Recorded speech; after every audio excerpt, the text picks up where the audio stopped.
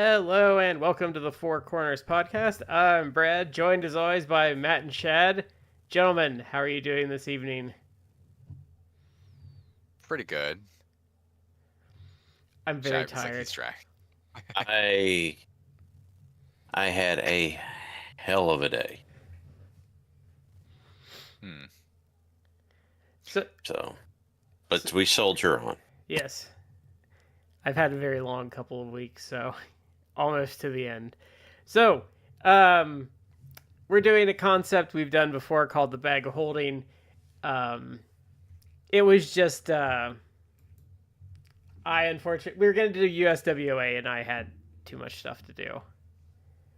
So, basic concept is we pull something out of the bag, which I actually found with my second move.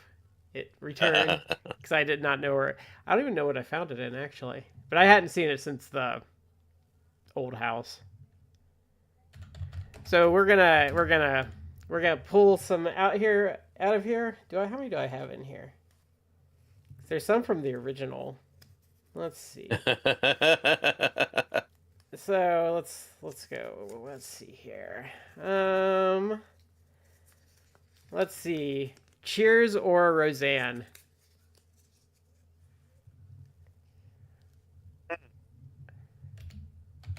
Which is a very difficult question. Well, it's how can I best put this? I have seen more and have more of a personal connection to Roseanne. And part of that was that just kind of tended to be that was on more in kind of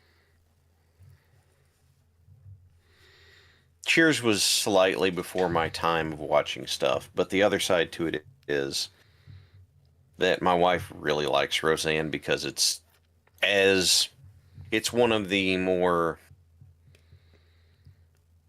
as realistic as it gets portrayals of lower middle income family and having real struggles and having right up until that last season when it's just like hell, it's our last season, let's go wild, let's do our on location stuff we always wanted to do. Her the outtakes of her hitting and him with the frying pan always crack me up, and him like how he messes with it. yeah.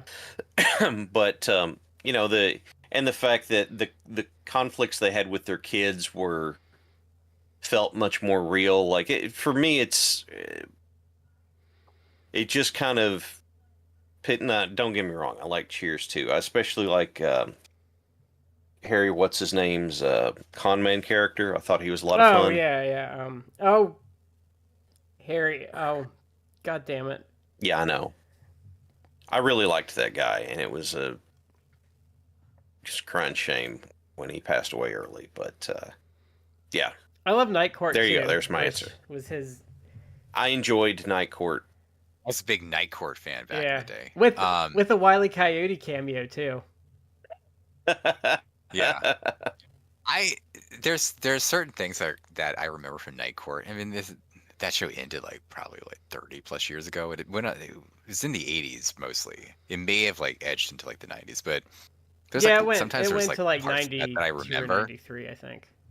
Yeah, there was one line that I don't know why this particular line of every joke that was on that show, it's still in my mind. But Richard Mall, the bull who played like the bailiff, very tall, like imposing bailiff, like for some reason, like I don't know, maybe it was like to get like they needed like someone else needed like $5 for like a coffee or something. Like, oh, I'm short, like and he takes out a big wad of cash, like a huge wad of cash. He just like starts flipping through and you're like, here you go. And like, let me help you out. Like, let me pay. And they're like, bull, like, why do you have so much money in your pocket? Like, why do you got is carrying a wad of cash? And he just goes dismissively. He goes, it was Dan. Like, he said to John Larroquette's character. He's like, Yeah. People rob banks, Dan. And then he just like ends it. and I'm like, and there's like, what? It's just a throwaway line, a throwaway gag, and like that for some reason that sticks with me. Like, whenever I think about that, it's like, why do you have so much money? It's like, people rob banks. Duh. Like, it's like, oh god. Brent Spiner's appearances are always a highlight too, and It has one of my favorite yeah. Family Guy jokes where I think he's like, "You're gonna go to hell, and those ladies from Night Court are gonna be there, and you're not gonna know who's Mhm. who, and it's gonna be really awkward." Yeah. I'd probably say Cheers over Roseanne. I think you're right, Shad, that it is more realistic. It almost like at times edged into dramedy more than like Yeah. straight up comedy. After the first couple seasons, I would say it veered too much into dramedy. Yeah.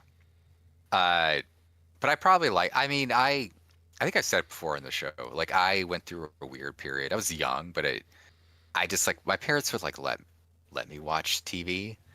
And I didn't watch anything like trashy, like Skinemax or something like that. We didn't even. My parents were cheap. We didn't have like the really premium pay cable, so I wasn't watching raunchy stuff on HBO. But my parents just like let me watch TV. I had like cable TV in my bedroom.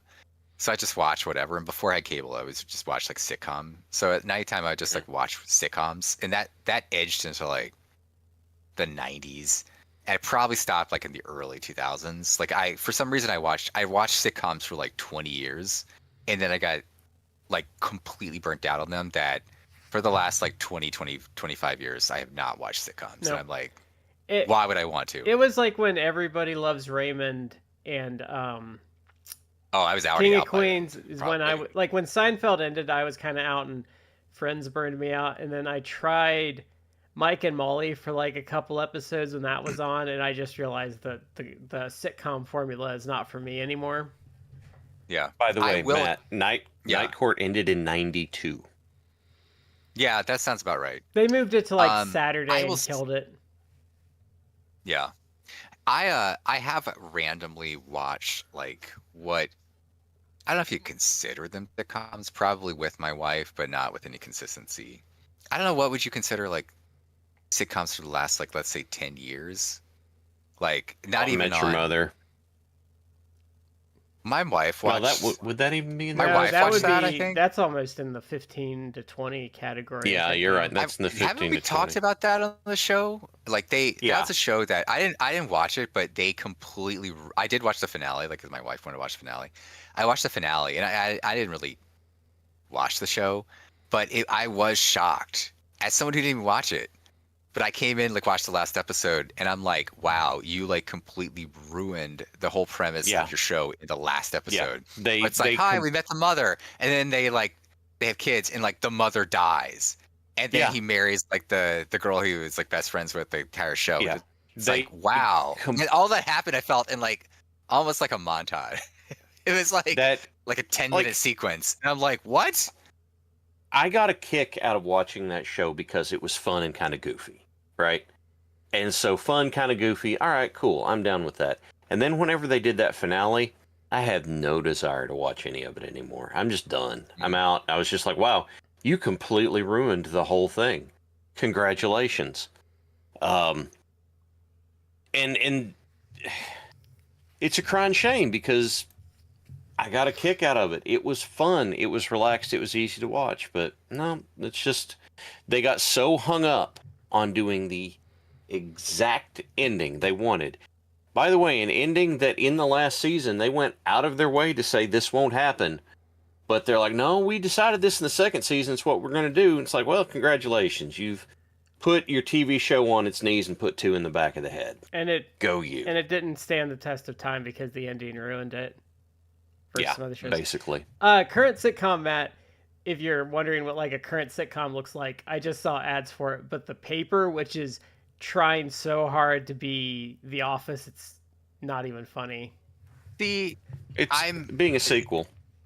I've seen episodes of The Office, which is kind of certainly within like the 20-year time period that I've been like I'm out of sitcoms. I've seen some of The Office, and this is one of the situations where if you see, this happens to people, it works with me a lot. If you see like the original source material and then you see the remake, oftentimes like there are people like me who generally they won't like the remake because it's like the source material is kind of like what it's supposed to be. So I watched the original Office, which was a British series with Ricky Gervais, and then the American Office, the Office that everyone knows, with like Stephen Carell and Jim. What's the dude's name? From The Quiet Place. You know, you say that, and now, Brian God. something.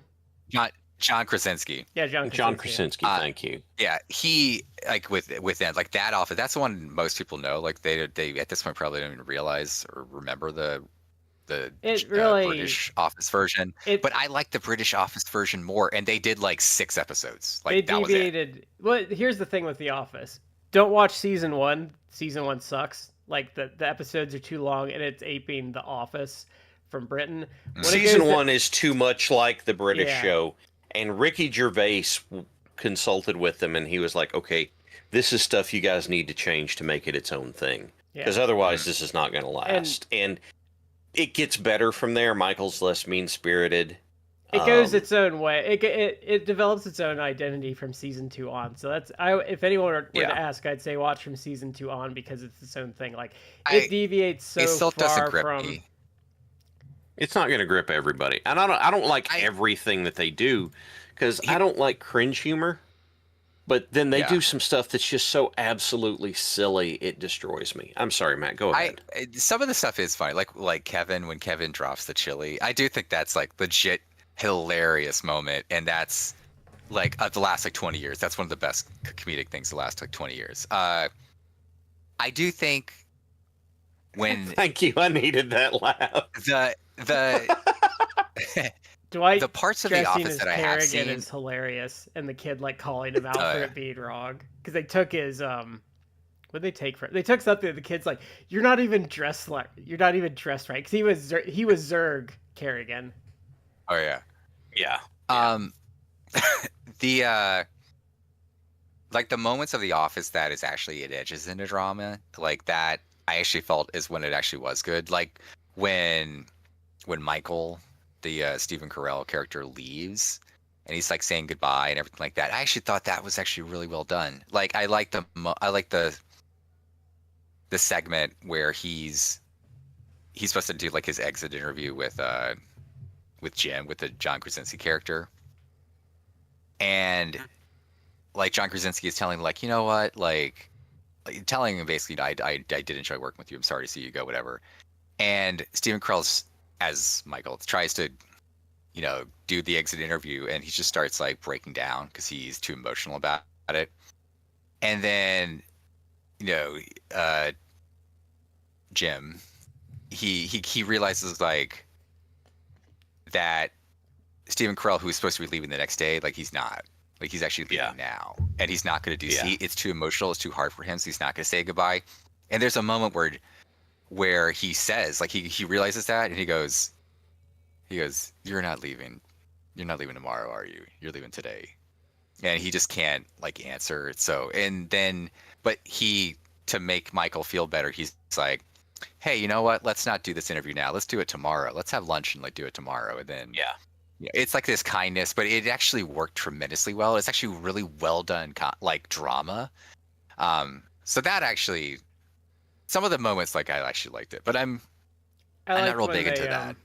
When they did the fire drill, that's one of my favorite scenes. And the one lady, fire is shooting at us is such a great line. And when she throws her cat up in the ductwork, because the one guy goes to leave the ductwork and she throws her cat up, and the cat just comes through the drywall of the ceiling. It's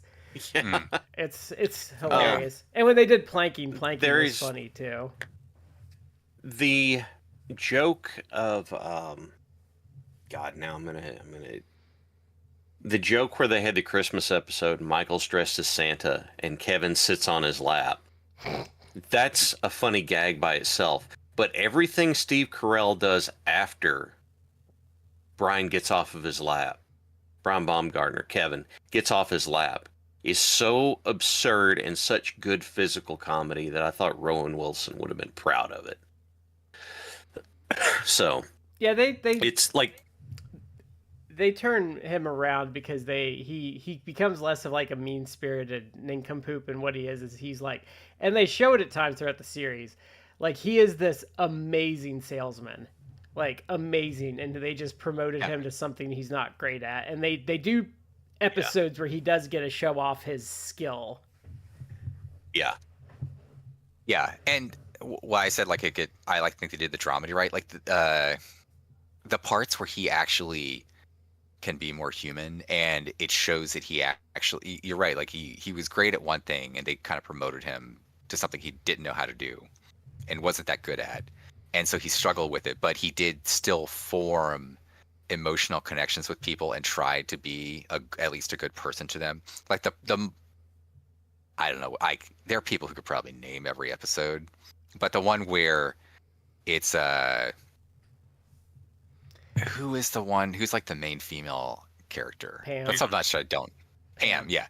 Like Pam has like the art show, and like he's like the only one from the who's up. Yeah. And he is actually super excited for her and proud of her and everything like that. And she realizes like he's the only one who showed up, and that he genuinely came because he, as like, they almost had like a weird, almost like big brother little sister type of thing. He cared for, it's clearly he actually cared for her deeply as a person and respected her, was proud of her, and that got through to her and it moved her. And it's like things like that. It's like, yeah, that's your boss, and it's like, you know, it's been contentious that he hasn't been the best boss, but little human things like that, it's like, oh shit, like this guy actually cares, like we actually may be real friends. Cares too much, I would So say. things like that they did well. Well, except Toby, because Toby sucks. Yeah. There is one there, Sorry, I had to. Yeah. It's too. I love the fact that he was one of the writers, and they wanted to put him on the show, and he didn't want to do it, so they made him the character that so many people hated. Anyway, I'm sorry. Go ahead. There is one sitcom that I did watch with my wife. We watched like, because it was on Netflix, I think. It might still be on Netflix. It was like 5 seasons, but Kim's Convenience, which is a Canadian show, and that's how I first became aware. I think it's based on like a play. Is Schitt's Creek a that they turned sitcom? into like a TV. What? Is Schitt's Creek a sitcom? Is what? Schitt's Creek. You know, that actually was a great show. It probably would be considered a sitcom. It's not a traditional sitcom in my opinion, but I love Schitt's Creek. Schitt's Creek was one that actually it did the dramedy well too, because like there's sometimes it got really like deep, and it's like, oh my god, this is really moving. I have a weird relationship with that show because it's rare that like where I can say this is a good show, this is well written, like they do everything well, but I was just like, and I didn't like dislike watching it, but it was just like it's not really my thing, but I recognize like the quality of it. Yeah, there are some outstanding jokes in it, but it's not a show that really pulled me in. I know it's been used a lot, but the gif of one of the male characters saying "I asked you thrice," just not even with the sound. Yeah, not even with the sound, but just how he did it. It's David Levy, like Eugene Levy's real life son. Like he is he's like the creator / writer of the show. Like, but he is hilarious in the show. Yeah, he's tremendous in it. Like he's fantastic. Like he's great at it, and he adds a lot to the show. Actually, that's a really great show. That my wife and I watched that. We don't have time in our lives to really like rewatch stuff, but that's one that, to the extent that people want to rewatch stuff, like there's plenty of stuff in my life that I can be like, I don't feel ever the need to watch this again. You know, that I would probably rewatch down the road at some point. It didn't have like a ton of episodes. Let me go real back. Did it? It was only like it only did like 5 seasons, maybe. Yeah, I was thinking it wasn't. And it wasn't. I'll look it up real quick. But the Kim's Convenience, that's how I first became aware of Simu Liu. I think I'm pronouncing it right. He's the one who starred as Shang-Chi in the Marvel movies. Which at this point, that movie came out like 5 years ago or something stupid like that. 4 or 5 years ago. I was like, I can't believe it was that long, but it came out like, I think during COVID. Yeah. COVID was still going on. So that was like 20 and I years assumed ago. like he's going to be in the next Avengers movie. Yeah, I think they were going to do a sequel to that, but I don't know if that is ever going to happen. But I liked that movie. I thought it was good. The last part sucked, I thought, but it was good before that. Schitt's Creek ran for 6 seasons. And it had 80 episodes plus one special. So 6 seasons, 80 episodes. Like, it didn't do, like, I think it's like 13 episodes or so a season. So it's actually really watchable. There's one, what is it? It's making fun of the British royalty. Is it the Windsors? That one's kind of funny. Well, I haven't seen that one. You kind of have to know who, like, you kind of have to have some reference of British royalty, but it's pretty funny. I'll say Cheers. I think Cheers stayed pretty consistently good throughout, and I think Roseanne kind of had a precipitous drop off the last 2 years. And the last season is just god awful. It did. But there's so much good stuff early on that I'm here for it. One of the ones that sticks out to me from that was the daughters are trying to butter up Roseanne for her birthday to let him go to a concert in the next state over or something. And Dan rolls in there and he doesn't shout at him. He doesn't, whatever. But he's like, no, you're going to get punished. This is not happening. And he goes down to Roseanne and he's like, no, don't worry about it. I'm taking you out to dinner. The kids are going to eat what I made. And she goes, oh, well, I don't want to take the kids. He goes, they're staying here. And she goes, well, are we going to punish them? He goes, I already did. She goes, do they hate me? He goes, no, that's the best thing. They hate me. And she goes, oh, Dan, and gives him this big old hug. And I was like, okay. That whole sequence was great. I also love... I thought there was just some really good writing. The one where the guy comes to repair the refrigerator and a salesman comes in and he dies on their kitchen table. And Dan's like trying to repair the thing and his arm falls off and smacks him right on the ass and he like freaks out.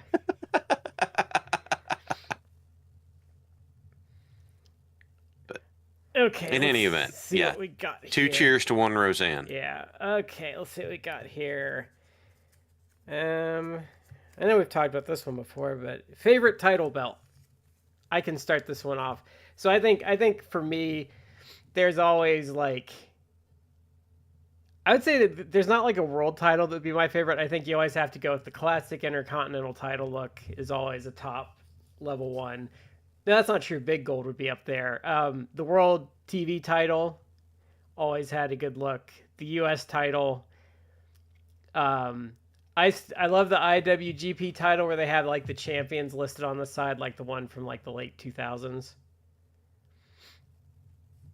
But those would be like my top tier belts. So my top title designs are going to, this is going to sound like such a cop-out, but it's going to boil down to the singles titles from, late 90s WCW. The Big Gold, the US title, the TV title, the Cruiserweight belt all had, this is going to sound pretentious, but it feels like they all had kind of the same design language to them, but they were all made a little bit different. And the tag belts too, like they had cohesion. Yeah, there was like a continuity to them, but they all also looked different, and I just really liked that line. Like and don't get me wrong, I appreciate the Intercontinental, sure, I appreciate that, but I don't know, it does not hit the same for me. It does not hit as, those WCW belts to me look like a trophy that you are going to fight for. Like they look to me, and sure, I'm going to say the Winged Eagle is good, but to me it's just not the same. And I think it's just that continuous design philosophy that goes through that entire series of belts that carries that for me. I like the Winged Eagle, but I feel like the belt they had after it, the one like in the Austin era, I feel like that belt was like, I like it better for some reason, even though it didn't last as long. Like there was more of like a prize aspect to it, as you said. I remember when they brought that one out, and I was thinking about, and one of the things that struck me is it's got a similar Winged Eagle thing, but the eagle went like it's all on the plate, and the plate has a smooth edge, which gives it this nice aesthetic as opposed to if you're carrying that winged eagle belt and you trip and fall, the damn wing is going to slice you open or something Yeah. like that. I know it's a weird preference, and I'll be honest with you, I agree. I like the one that they gave to Austin right after the winged eagle more. I know The smoking people are skull, gonna or hate No, that. no, Not the smoking the skull, one, but the round, the one that was like the circle plate. It was the main plate. That was the one they had in that era. When he had it after his first reign, he had the smoking skull. Mhm. but yeah. So I would choose. I can pretty much rank them. I personally love Big Old Belt the most. I was always more of a WCW NWA mark, so I love the Big Old Belt. That to me like that, and that is a beautiful belt, and that does look like a prize. I love the Wing Eagle just because nostalgia, I guess. Like that was It's the unique. belt. There's- That was the belt for like much of the 80s, and I started watching in the 90s, so like all that I've talked about it before, like all that stuff had already like basically happened. So like all the Hulkamania reign. By the time I started getting into wrestling, like it was before the NWO, so it's more like his second life. Actually, second career, the first reign, he didn't have the winged eagle. Like his really long reign. No, he didn't. Wasn't the winged Yeah. eagle. That was when Randy Yeah. Savage got it. Yes, but I mean, for much of like the 80s, and when you like a lot of the prime stuff, you had the Winged Eagle around. So that's my second favorite. I love that for nostalgia. I love the IWGP title belt, not the Divas champion No, version, that one but sucks. the one it was before. Like that's amazing. I think that's beautiful. I love the main AEW title. I think that looks great. The only complaint I have is like it does have like the lettering AEW very big, and I kind of It's very I prefer a little smaller. It's like the classical UFC titles, and that's kind of why I like it, because I like the old UFC that's belts. a good point. And I agree with you, Matt. Having the company name like right there in the middle, like I get why. You look at it and you know what it is, but it does seem a little gauche, kind of. It's like you're shouting where it's from instead of this is the AEW title belt. It's like, this is the AEW title belt. If that makes I mean, it's much better than the WWE version, which is the big effing where it's just the corporate logo. Yeah, it's better than that. But I think WWE I also has universally bad titles right now. Like it's amazing how bad every single one of their belts are. This is not ranked in my favorite, but I do like. Speaking of AEW titles, I really like the AEW International title, or at least when like Orange Cassidy had it. Like that's a really smart looking belt. But as a personal, I have another personal preference is I do love the 10 pounds of gold, Sweet Charlotte. I like that one. The domed NWA title. Like I love this belt. I have it's obviously like a replica. It has so many. It has so much like. I love this belt. Too. Yeah. Dude, the plates are good too, because it has like, well, you can't see it now. My camera's like crapping out, but it has countries. Yeah. It has Canada, Australia, Mexico, Japan. Like it's an awesome belt. That belt drives me absolutely bonkers. I cannot. I think hate it. Why? I don't. Man, I'm gonna be honest with the half dome on it. Just. Something in my brain. But I like that. It makes me crazy. That's what makes it unique, in my opinion. I think they go. I just can't. I don't like that everyone like the NWA like cosplays with it still, but I do like that belt because it's a nice like bridging of the gap between like old wrestling and new wrestling. And I will say the AEW belts, I'm kind of indifferent towards them. Like I don't think none of them are bad. And I like that they have like that same WCW style cohesion. They all feel like they have like some uniformity to how they're done. It's not like the current WWE where their belts have like no context with each other really, unless they look the same. But they're kind of just in that like they're like perfectly acceptable for me. But like I don't necessarily find any of them overly memorable either. I like for AEW. I really like the tag belts. I think Their I think tag that's a belts are really their good way of belts. doing it.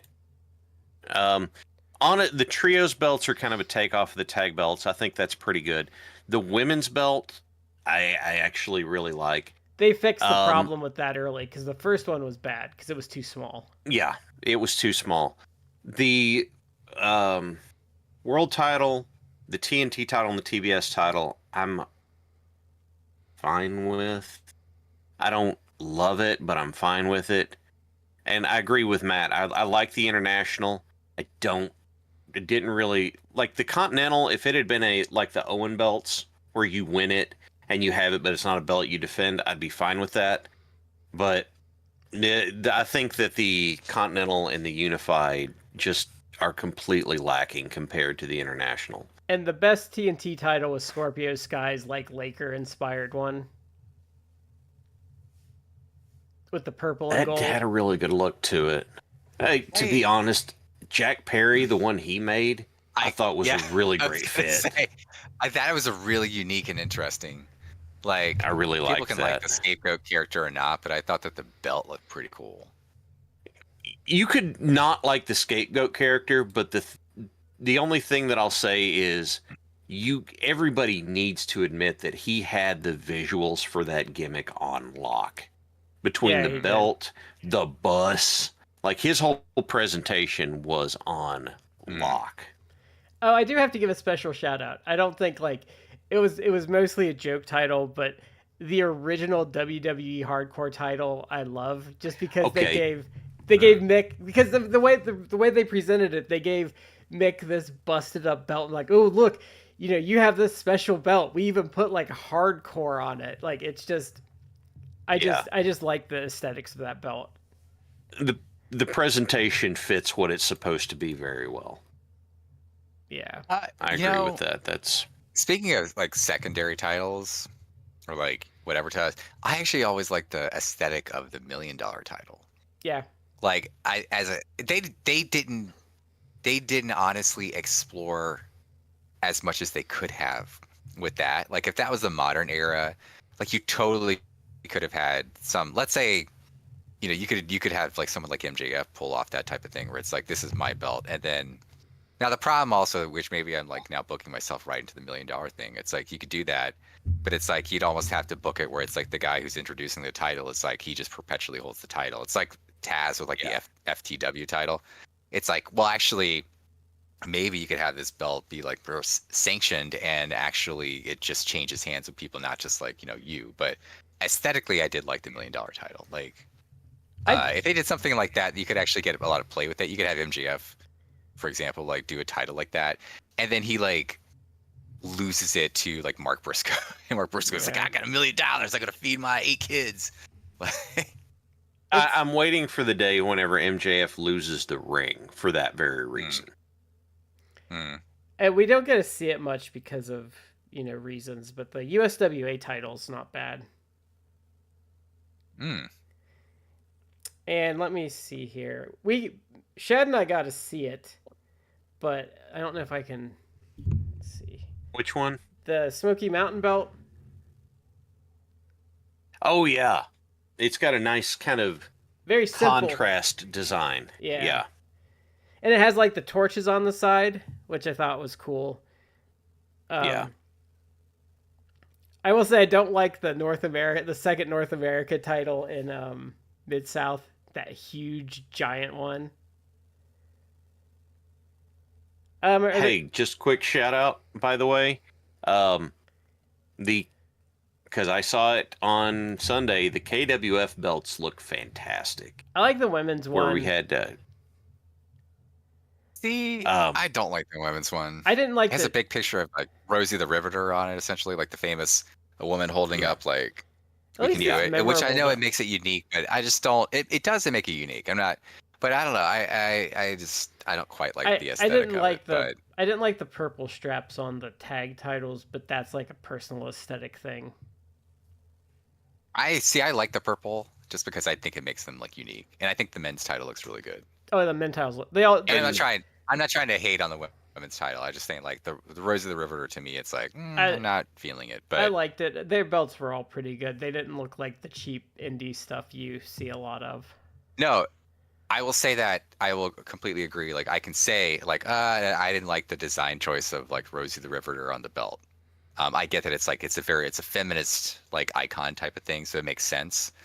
But the thing I did like is that all the belts do look like they actually put money and thought into designing them. And it's something you'd actually So I mean, want to win. yeah, Yeah. yeah. I don't know how much money. I don't need to know how much money, but it does seem like they paid a dude $50 to whip something up in his garage. It seems like, they actually probably shelled out a little bit of money for a professional person I to thought you were actually gonna say like make it. the promotions that look like they went to Toys R Us and got a belt. Yeah. There's the worst. No, he got ones. it made he got them from somewhere over in Europe. And he got them made there. I don't know anything more than that, but They have the We got That's him very before those great. tariffs hit. yeah. They had a very unique flavor to them. I like that he went different with them. Okay, so let's see what we got for our next question here. Okay, so we actually have a two-part question here. This one might take a while. So we've kind of tiptoed around this before. So through the course of the show, who is a worker that has gained in reputation with you, and who is a worker you think less of through the show? wow. I think Andre is an easy answer for me because we've seen plenty of stuff where Andre can work. Andre would be the easy answer, and I knew somebody was going to say that, so I was trying to think of somebody else. Hacksaw. I would Duggan's totally a agree good with Andre. choice. I would totally agree with Andre, and I almost feel like that's a cheap answer though, only because I never hated on Andre. I feel like even as a kid, like watching some of the old Andre stuff, like I kind of intuitively knew it's like, well, he's just like kind of big and older and slow, so I kind of didn't hold it against him. Where it's like, oh, this guy's in ring like sucks, and it's like I don't think it is. I mean, you got all the main, really, really major stuff you saw, like WrestleMania 3 and onward, or even a little bit before Mania 3. It's like he was already starting to really dramatically break down. But like I saw in Yeah. the last day or two, I guess like the WWE on the WWE Vault stuff that they've been posting. They posted like an old Demolition versus Colossal Connection, which I don't even think aired originally, or it did, but it's never I'm been gonna like check that out. heavily promoted on videotape or whatever. And it was like a tag match between Demolition and the Colossal Connection, the tag team Andre had with Haku. And Andre is like it's not really mobile at all. And that was like what, 90? Yeah, 90. 91 89. maybe? No, it was like 89 90. into 90. I think he was done by 91.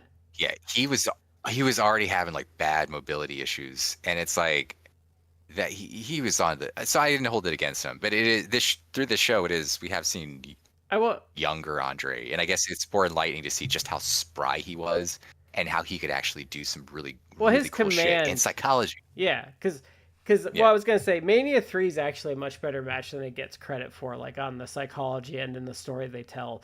But so even because we'll always talk about the Stan Hansen one, but even like seeing something like the Harley race match where he works underneath because of the body slam on the floor. Even the Killer Khan match was which is like a revenge match where he just like destroys him. But like his command of like psychology, his timing, I would even say like how he approaches his offense, how he tries to neutralize guys, like he's a really strong worker.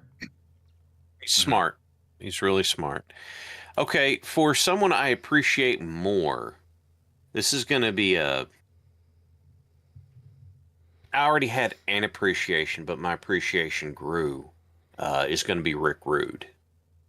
Because I had seen some Rick Rude stuff. And then as we went, I got a better feel for how good Rick Rude really was. So really appreciated that.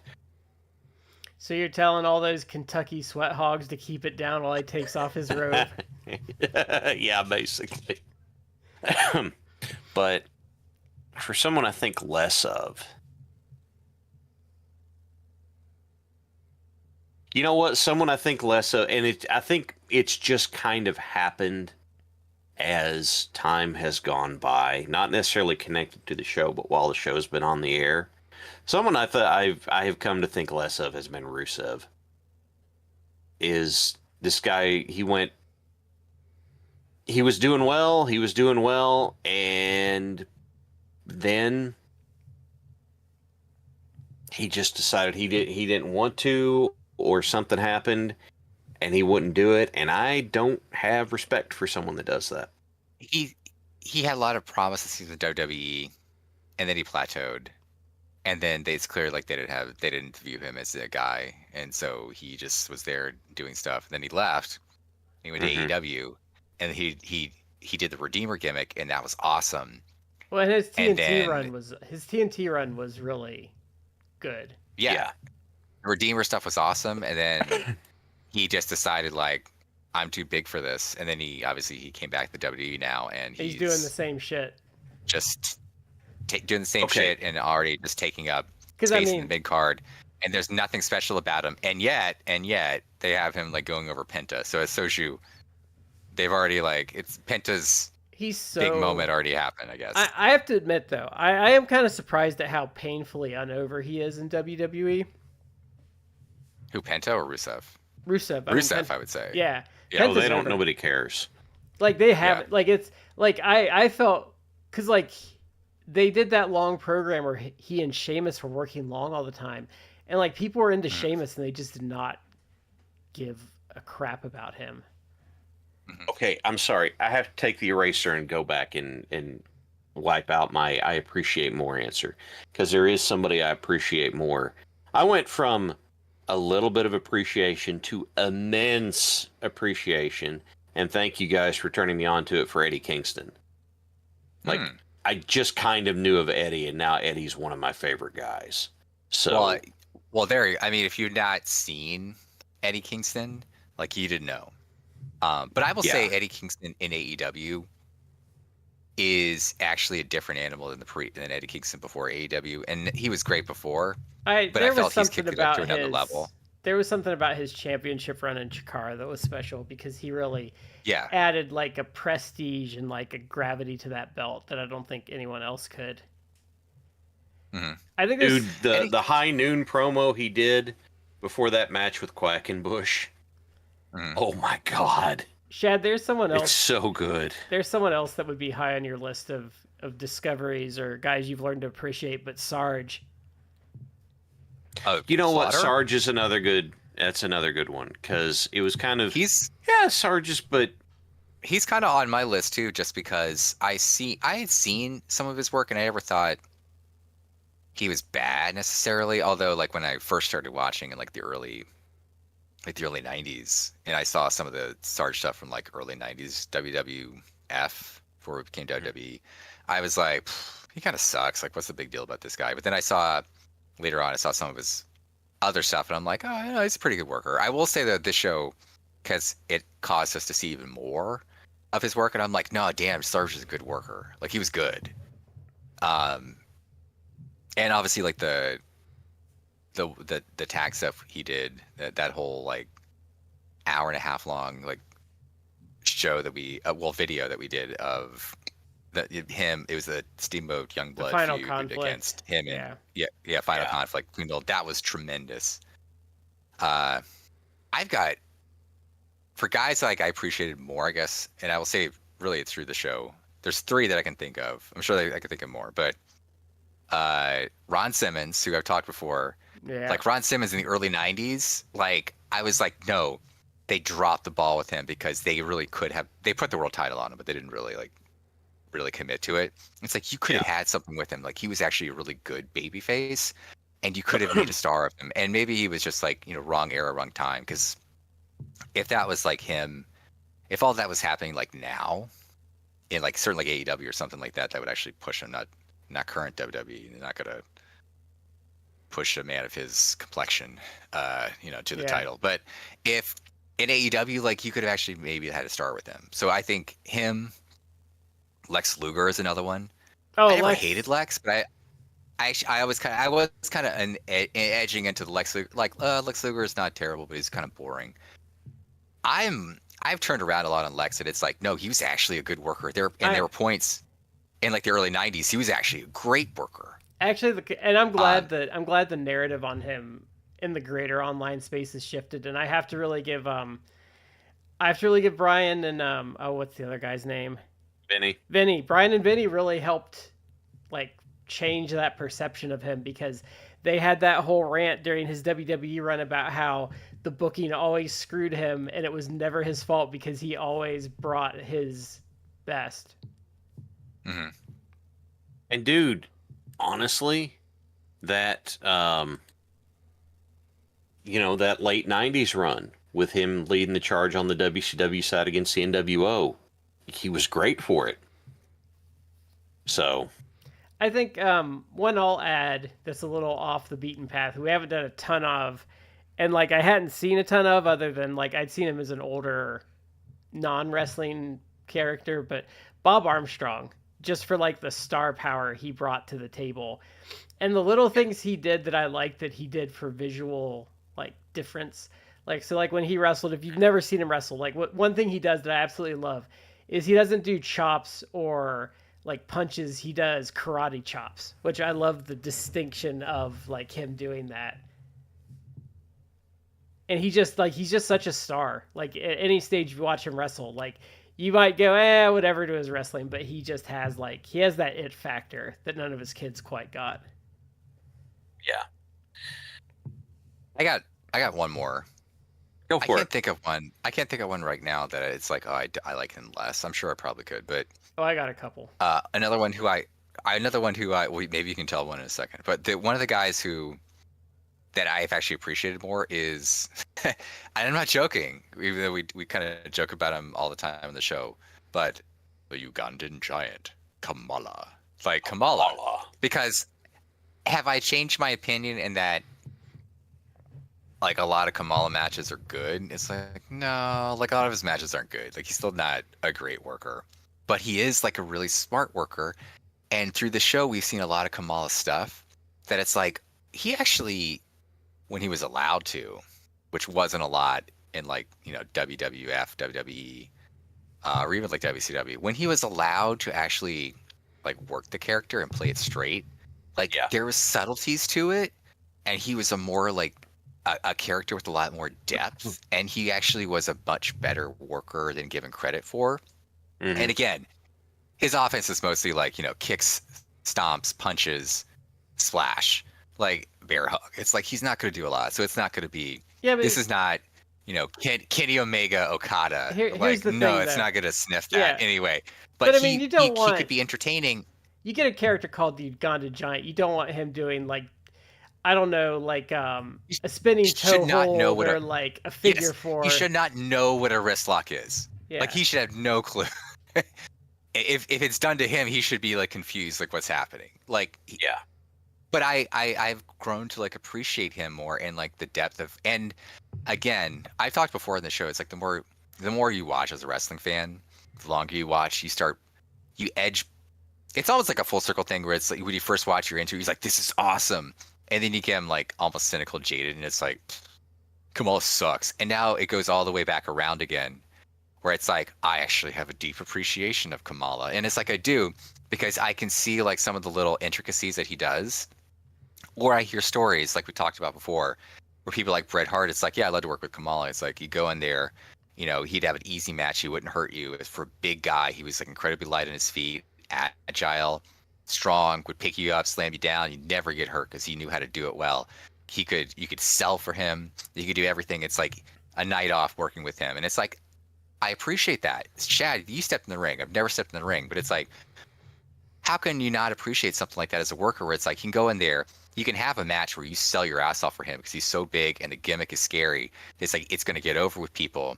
You can sell that, can set up a match down the road where you get your big comeback and fight him off, money in your pocket. And all the best thing is like, you go in there, he's a polite guy. And he's not going to kill you. No, well, professional. Unless you call him the N-word, then he's going to go get his gun and set some things right. Justified. I'm not. Oh yeah. Like, I don't think anyone. Yeah. I mean, I don't think they had a problem after that because I believe he said, "No, sir, we don't have a problem," and then they behaved after that. Oh, Matt, you're absolutely right. Appreciation for Kamala, but I also have to do another one that did come out from the show because, and to be honest with you, I did not really get the depths of how good he was until we were watching stuff for the show. And this is, people are going to think that I'm absolutely crazy. I did not get until I was sitting very closely, paying very close attention. I did not get how good Kenny Omega really was, and now I very much understand. Like, there's a lot of what Omega does that it isn't even match quality. It's how he does certain things that I really like and appreciate. So, just to add another one on the fire there. Okay, so I have a list of some that I've lost some appreciation of. So, Dynamite Kid would be first on my list. He's still a good worker, but I did not like. You can see why the dude's in a wheelchair now, and like the fact that he gassed Dead, right? himself. Oh well, he did die. He's dead. I think so- he did pass, didn't he? Yeah. Yeah. But like seeing like some of the dumbass bumps he took, how much he gassed himself, like I think we were watching that show. And I'm like, wow, I see why he like fucked his body beyond repair. Yeah. But we did a show watching some of his matches, and it was like within the span of like a year or two, he had like noticeably gotten more well, and it's like, oh yeah, well yeah, I get what happened. Like, you were a small guy anyway, and you decided to get incredibly big. I'm sure, not through training hard, eating his vitamins. Yeah. It's not just you're not just eating a bunch of chicken breasts and rice. Like, there's some other chemical enhancement going on, but yeah, like he did take. I still have I guess a soft spot for him as a worker, as a human being. He was a terrible person apparently, but yeah, I have a soft spot for him as a worker. I think he was great, but yeah, he did. Some of the stuff we've seen, like he did take like stupid bumps. Oh, but really you don't need stupid. to be doing all that. Like you don't even have to be you don't even have to like even understand the business that well to see like his bumps are really terrible. I say that. Go ahead. Go ahead. Sorry, Shay, you started talking. Go ahead. I was gonna say, I did not like.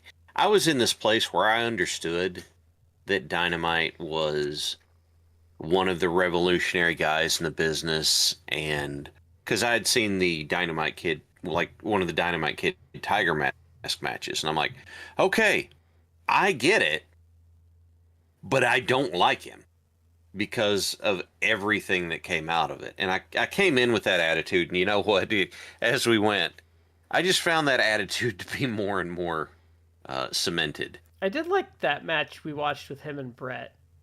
But even though I think what screwed me on that one though is we watched him versus Rollerball, and I was like, ooh, I want to watch me some more Rollerball because Mark Rocco's awesome. But I think that hurt my estimation of him as like I was like super into like his opponent, but I mean it was Mark Rocco, who's legit like probably in like a bubble goat conversation guy.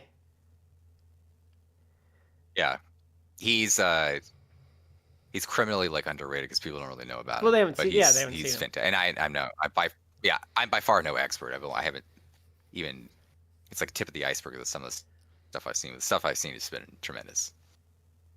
Guys, what's going on? I realized another set that my appreciation deepened for because I hadn't seen a lot of them. I've been told how good they were, and it's been staring me in the face the whole time. Oh, the Briscoes. Oh, the Briscoes? Yes. Yeah. My all-time tag team now, because, the Steiners are dicks and FTR pissed me off. It's like, there you go. That's. I mean, legit, Briscoes are probably there in the contention in the discussion for best tag team of all time. Like they were. Yeah, they should. They should be in the discussion.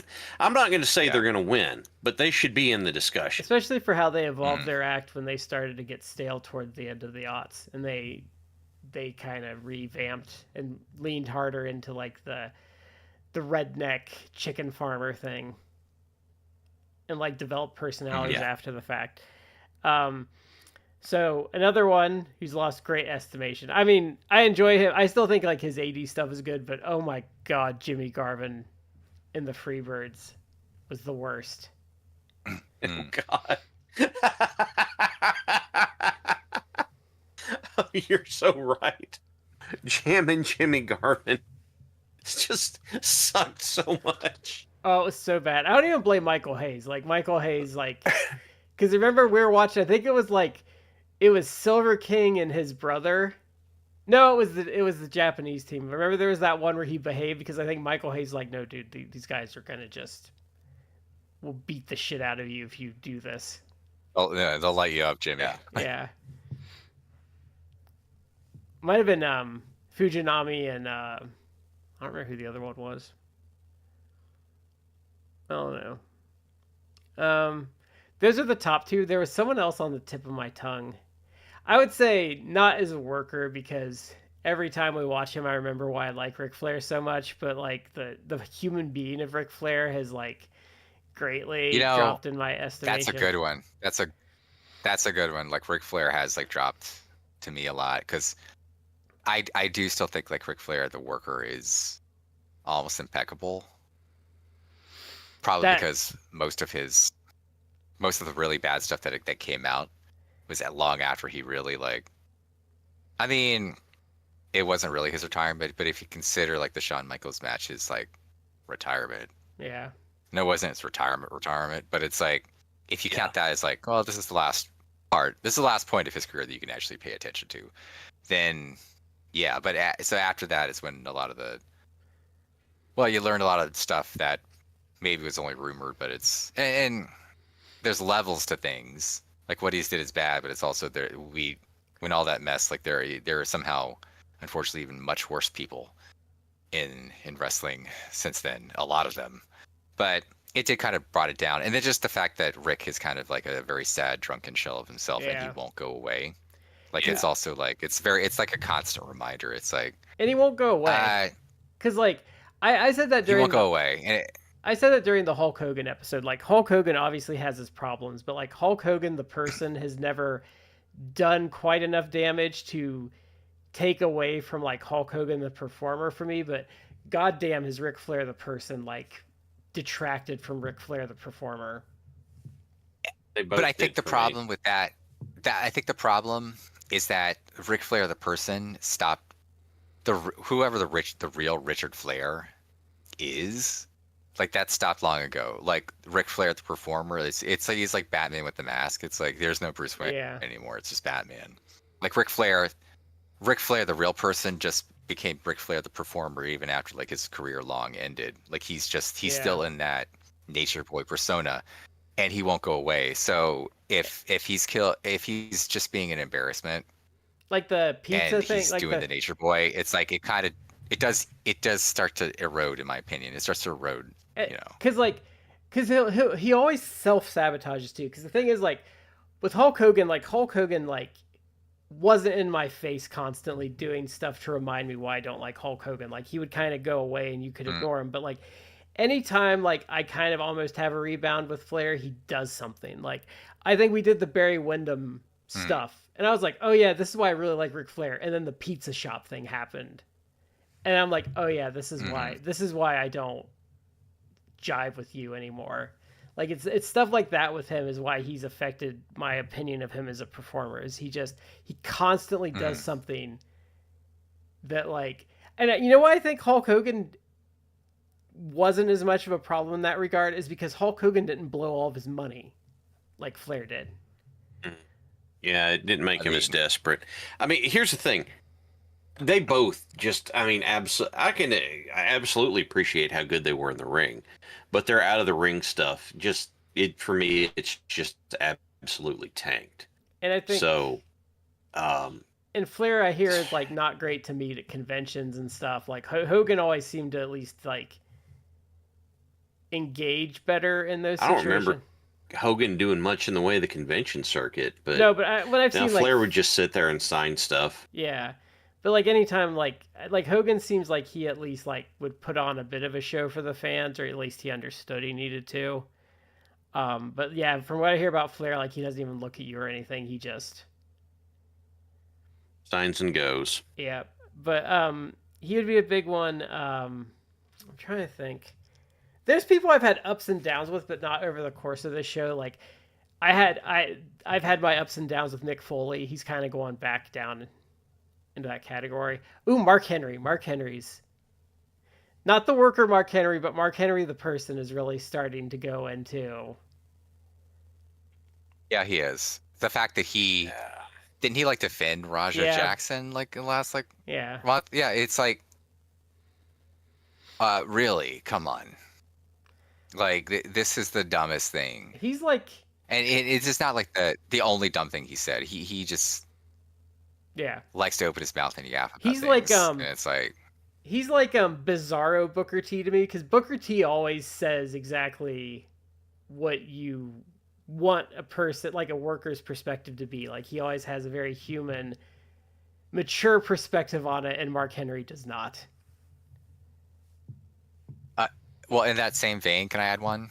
I never Yeah. had a high opinion of him, so it's not like, oh, it's worse, but it's worse also because Bully Ray, like Bully Ray, much like Mark Henry, always like opens his mouth and says stuff. The problem is that Mark Henry, like, I don't know, but Bully Ray is legit one of the dumbest fucking people. Like, did you? I don't know if you saw this. This just came out, I guess, because he has a stupid fucking podcast. Like Yeah. well, we have a pod, but I mean, like Yeah. like all these old Okay. like wrestlers who they can't do fucking anything anymore. So they just open their mouth, and it's all just like I'm sucking. right here, Matt. Yeah. But people like Bully Ray and Mark Henry were like, it's all just sucking the dick of the WWE. But Bully Ray had something in like the last like episode or in the last few days, which I don't listen to the show. All I saw was like an excerpt from him, and my jaw dropped. I'm like, he says some dumb shit. This is the dumbest. Because remember, it became a joke for a while, but his whole thing of like he wants people to do things like, oh, it'd be great, like he'll get a lot of heel heat. His idea was that Moxley on AEW, when they're doing backstage segments like that, he should start yelling at Renee and almost implying that he's going to physically assault her, doing like, a spousal abuse angle. And he's like, yeah, what do you think it'd be great? Like, what a villain he would be. Like, people like really think. And it's like, are you out of your fucking mind? Like, you actually think that a spousal like abuse angle with two people that people are smart now, they know that they're really in a relationship. That's what you really want to do. You're suggesting this. The fact that you're suggesting this is batshit crazy. And we should stop listening to your opinion on everything with that. It is so astoundingly bad. My problem with him is he stumbles into like a good take every now and then, and there's some things he's done that I've appreciated, like when that douchebag angry never made it vet was doing all that stupid rule stuff, and Bully Ray replied with a picture of him and Flair and be like, well, I guess I'm a mark then. Like, I appreciate him for stuff like that, like he does. And there was something else he did, and he praised the shit out of that Tony Storm Mariah May match at the pay-per-view. Like he's like, the problem with Bully Ray is 90% of the time it's the worst take ever, and then every now and then he stumbles into like something correct. It's the broken clock thing.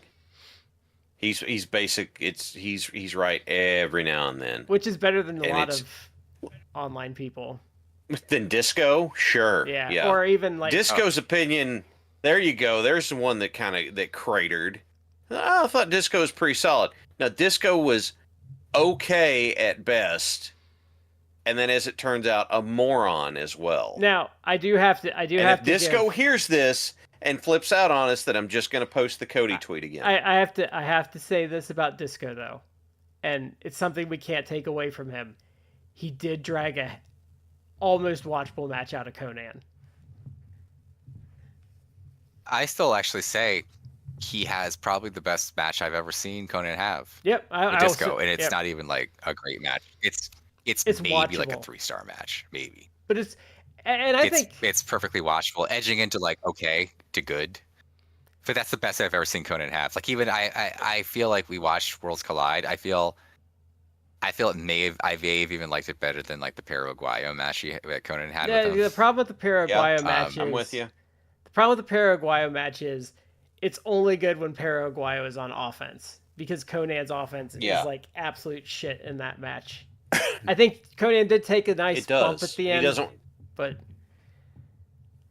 He's just dragging his feet through that whole match. At least with the disco match, they're both trying, and it somehow works.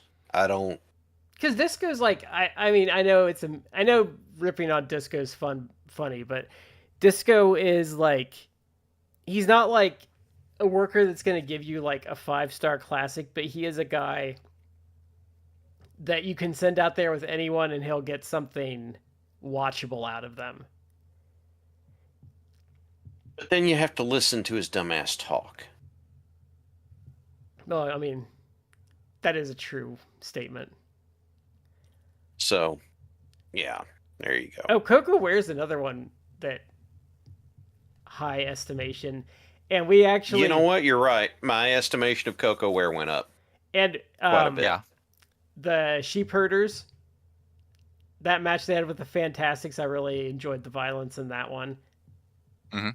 Actually, the Fantastics for me have taken it because I think coming into the show, I would have thought Rock and Roll Midnights was like the pinnacle of like the Midnights like resume, and I would actually say after the fact, like no, the Fantastics were better opponents for the Midnights than the Rock and Roll Express. Interesting. Because they had a better physicality to them. Interesting. And yeah, you know what? You're right because it was better chemistry. Don't get me wrong. They did great together, but it was better chemistry. The Fantastics are more flexible than the Rock and Roll, like when it comes to gimmick types. Like, because I don't think the Rock and Roll would be really super believable in like a big plunder match. I don't think that's where they're strong. But like, Fulton and Rogers just have like, they have that little bit of like scruff and like edge to them where you can do that kind of like stuff with them, and it works. How can I put this? And this is the biggest complaint I could come up with about the Rock and Roll Express is that they had a formula they would use. But here's the thing. They were so damn good at that formula. Why would you do anything else? So there's no, that sounds like a weird compliment, but if you're so good at that you just do that for, I mean, how long did Steve Austin have matches that were punch, punch, punch, we go over here, punch, punch, punch, we go over here, punch, punch, punch, Thez press, punch, punch, punch, kick stunner, right? Like that's, There's a reason for that. Though, it is, with Austin, yeah. but yeah. But what I'm saying is the Rock and Roll were so good at their match, basically. Then of course that's what they do. But the Midnights and the Fantastics mixed it more, if that makes sense. Like they changed it up. They mixed it up more. And I think the difference is so Ricky Morton is obviously an elite level talent. And Tommy Rogers is not quite what Ricky Morton is, but Tommy Rogers is up there. So like he is a downgrade from Ricky Morton, but where the Fantastics I think do better is so he's not as good as Morton, but Fulton is a lot better than Robert is. Like he's a lot better than Robert Gibson. Like I would say like Fulton is like in the above average to good territory, and Gibson is just kind of I would say mid. He's just like average. And so I think that's where they're more flexible. Is Fulton's a much better worker than Gibson, and much better than Gibson is to how much of a downgrade Rogers is to Morton, if that makes sense. Like the sum of their parts is greater. I follow you. Yeah. And they do violence better. They just do violence better. What were you gonna say, Matt? Did you guys? I think it's from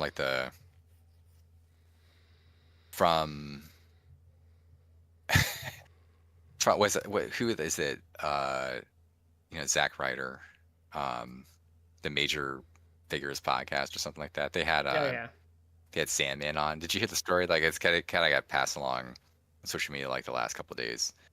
But Sandman told the story how like it's back when he was in the WWE briefly, in 2007, that I guess there was some idea, Vince or somebody was some idea like to put the tag titles on him, the makeshift tag pairing of him and Hacksaw Jim Duggan. And what a tag team, right? And Sandman was like, this is fucking terrible. Like, it's like, who's gonna do the work? Like, no, and they're laughing. That got a big laugh. And Brian Myers, he like laughed. He's like, yeah, like two Roberts, no Ricky, and that got a big laugh from the crowd. And it's like, including Sandman, it's like, yeah, two Roberts, no Ricky. That's a point on the big board right there. That's fantastic. Yeah. Like the first line is great, but then that follow up, oh my god. Yeah. I'd be curious because before they teamed up, he teamed with his brother Ricky for a while. I wonder what that looked like. But I think Ricky Gibson was better, but I know he did some stuff in like 86 in JCP, but I don't think I've seen like a ton of Ricky Gibson to have an opinion. Yeah. Okay, let's see what we got here. This says favorite comedy, but we kind of already talked about that. Let's see what we have. What, in your opinion, is the best wrestling show you've ever seen? I'd still say Great American Bash '89 is up there for me. That one has so that has Flair, Funk, Luger, Steamboat. It has I think the Steiners in their first tag against like Sullivan and was it Spivey maybe, and then it has Sting Muta in like a really good match.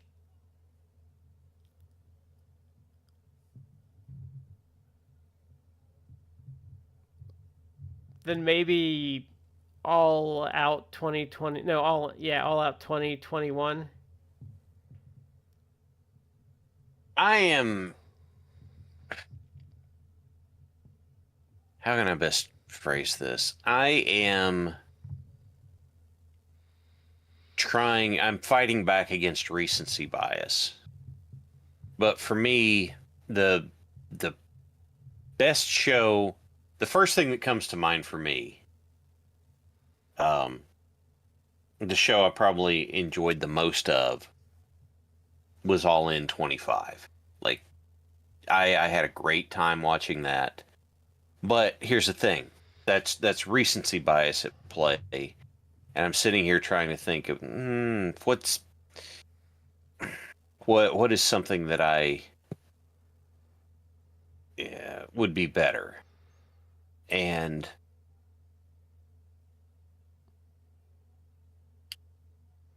I'm struggling with that. I'll throw one out there. Takeover Brooklyn with Banks Bailey is up there on my list, but I don't remember the rest of the card. I just liked the main event, and it ended really well. Yeah. Great American Bash '92 because I think that's the War Games from that is the greatest match in WCW history. Was Beach Blast really good from that set? I feel like Beach Blast was really good. Beach Blast 92 had that Sting Cactus Falls Count Anywhere match where the fall actually wasn't in the ring. Nice. The finishing fall in that match was on the ramp.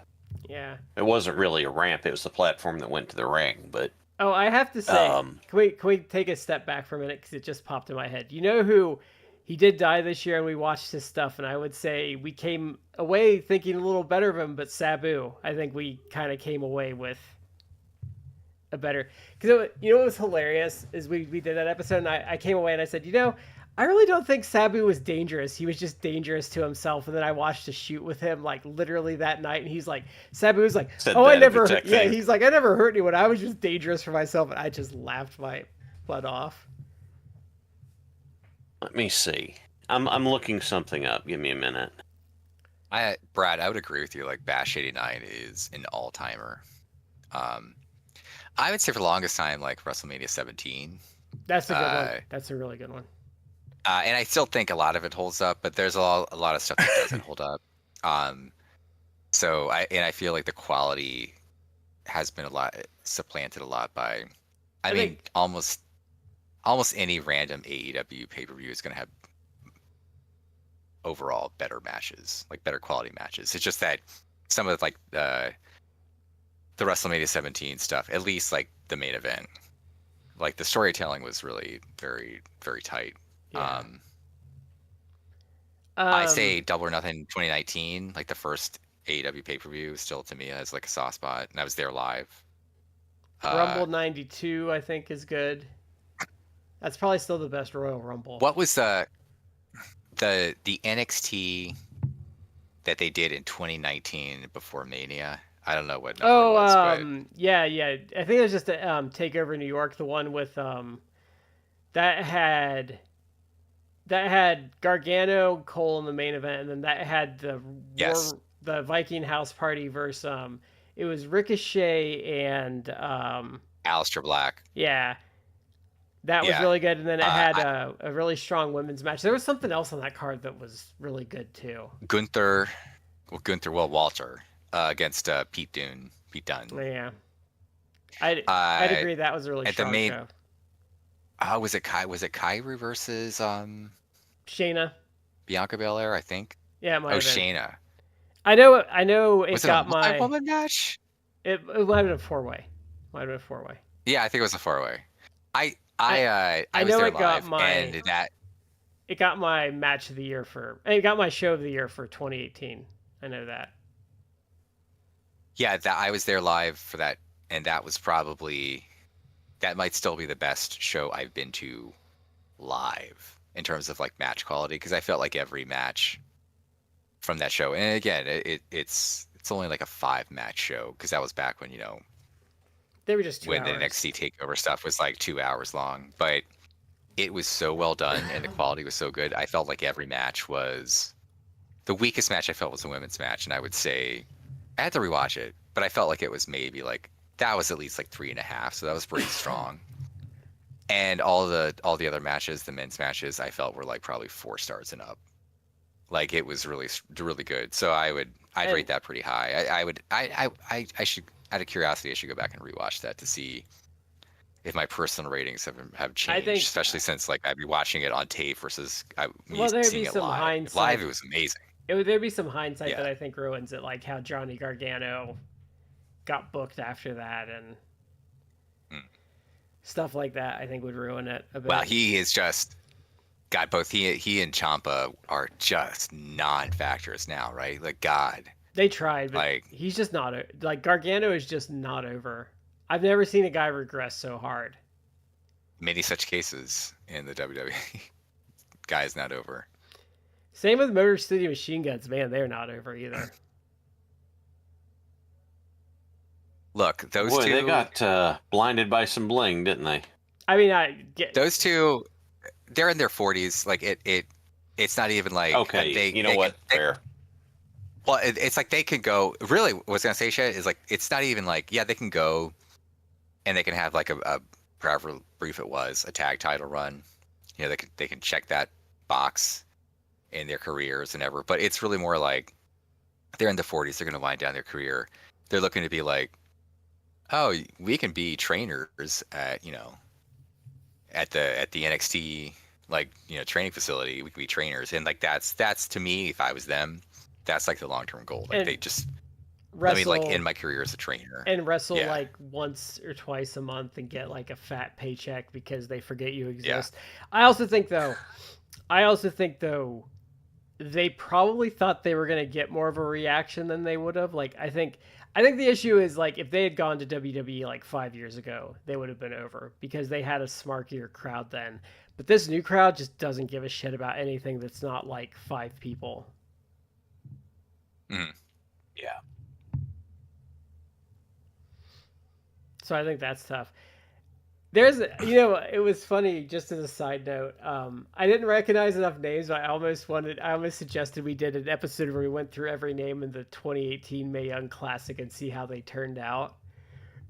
But I didn't recognize a lot of the names. But like, it got depressing real quick because like Big Swole was in there and most of them. I looked this up since you mentioned it. There's some. Let me see. We did it Just on for the show. shits and giggles. Ariel Monroe, no idea who that is. That was Allison. I think wasn't. Oh, Ariel... that was Big Swole. Yeah. Because remember, we weren't impressed with her then. Allison Kay, who had that great match in NWA with Thunder Rosa, and I thought that I had heard that she got signed to Ring of Honor. But then nothing. I don't think I've ever saw her on that. I don't know what's going on with her. Like, how old is? Let me look how old she is. How old is she? She's 37. So I mean, I actually felt she was a good worker. So it's like, I don't know what she's doing. I think she's still, as of like a year or two ago, did stuff on the indies. So it's like, I mean, at this point, I doubt Tony Khan's like gonna be, but I felt he could have used her. Ashley Rain, is that Madison Rain? Who is that? That's Madison Rain. Yeah. Looked it up. She obviously works with AEW as like a behind the scenes person, trainer, or whatever. Deonna Purrazzo signed with AEW, but they didn't do shit with her. She had a really she's good not really. I mean, and she had a really good run in TNA after WWE didn't do anything. She did. I felt a little bad for her because they don't really have anything to do with her with AEW. I think she's kind of doing stuff for Ring of Honor, or was. She had her program with Tony, and then they kind of like just forgot she existed, which they do. Yeah, sometimes. well, she's not. She hasn't worked to the level of other people. I think there was an injury that rolled into that somewhere too. Yeah. I do feel bad for her because Tony trying to find something to do with her. Like, he sent her to CMLL. It's like, oh, well, I need some like people as far as a partnership. And she went and had a match with CMLL that was so poorly received. Like, she did not do a good job. That CMLL was basically like, yeah, we don't want her anymore. Like, after like one match, and I was like, and this is another promotion that uses Zeuxis on a regular basis. Yeah, like, let me see who else. Hiroyo Matsumo. She just Matsumoto. She's a freelancer in Japan, so she's just worked a bunch of Joshis, probably racked up like a bunch of titles since then. Like, she's pretty successful. Io, we don't really need to talk about that. Io Shirai, who obviously is the one success story, really. Isla Dawn, who got fired, and she just got signed at AEW, right? She appeared on the AEW show in Scotland. I didn't hear anything about her getting signed. They wasted her horribly. By the way, I think it's hilarious because they did not trademark that name when they released her, so she grabbed it. I wouldn't overly be surprised if Tony Khan signs her. Like, maybe I wouldn't be overly surprised. Like, maybe it's a situation. It's like when they were over in Britain, she appeared because she could. But maybe it's a situation where it's like she's just doing like visa stuff. Yeah. And when that's sorted out, she may appear. Let's see. Jessie Elaban, she's dropped off the face of the earth. Well, she was not good. They had her for like forever, and she did not get better, and her gimmick was terrible. She did indie stuff for a while, and for a while, I don't know if she still is. For a while, she was notable that she was actually dating Swerve. Like, they actually were a real life couple, but I don't know if that happened or not. Like, who was that? Still what's going on? Jessie Elaban. She was not. She's the one that looked like she was the one doing the quirky girl is quirky gimmick. Yeah. I don't remember Ginny. That one that's the proper reaction, Chad. Ginny, Ginny was never actually a good worker. She's now, I guess, more famous because she married Walter Gunther and they had a kid, and she's retired. So, like, she's still kind of tangentially related to the wrestling business. Let's see.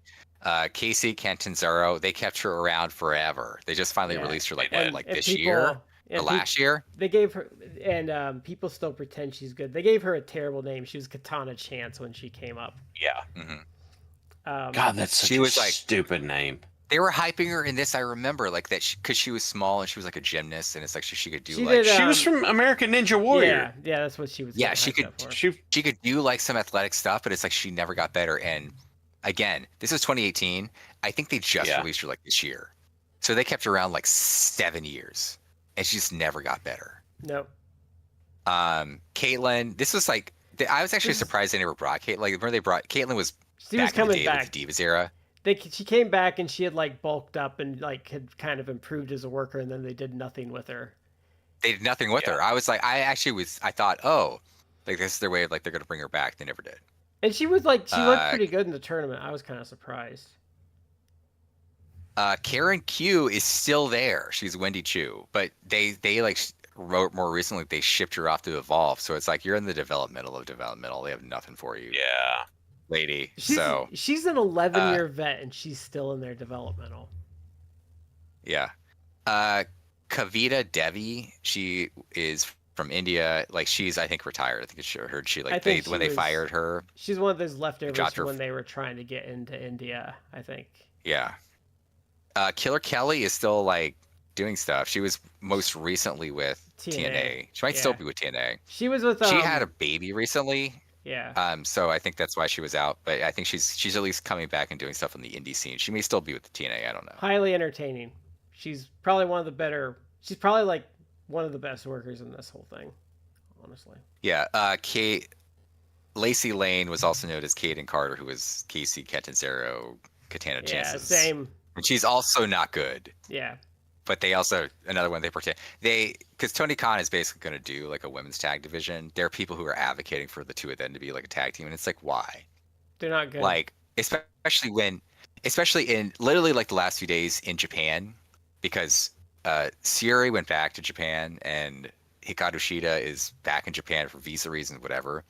And they used to tag team back in the day, and they showed up together. Like and they had like a moment where literally they both started crying. They did like in a backstage interview. It's like, oh, like we're so happy to be like together and teaming on the show because they were like on a show together.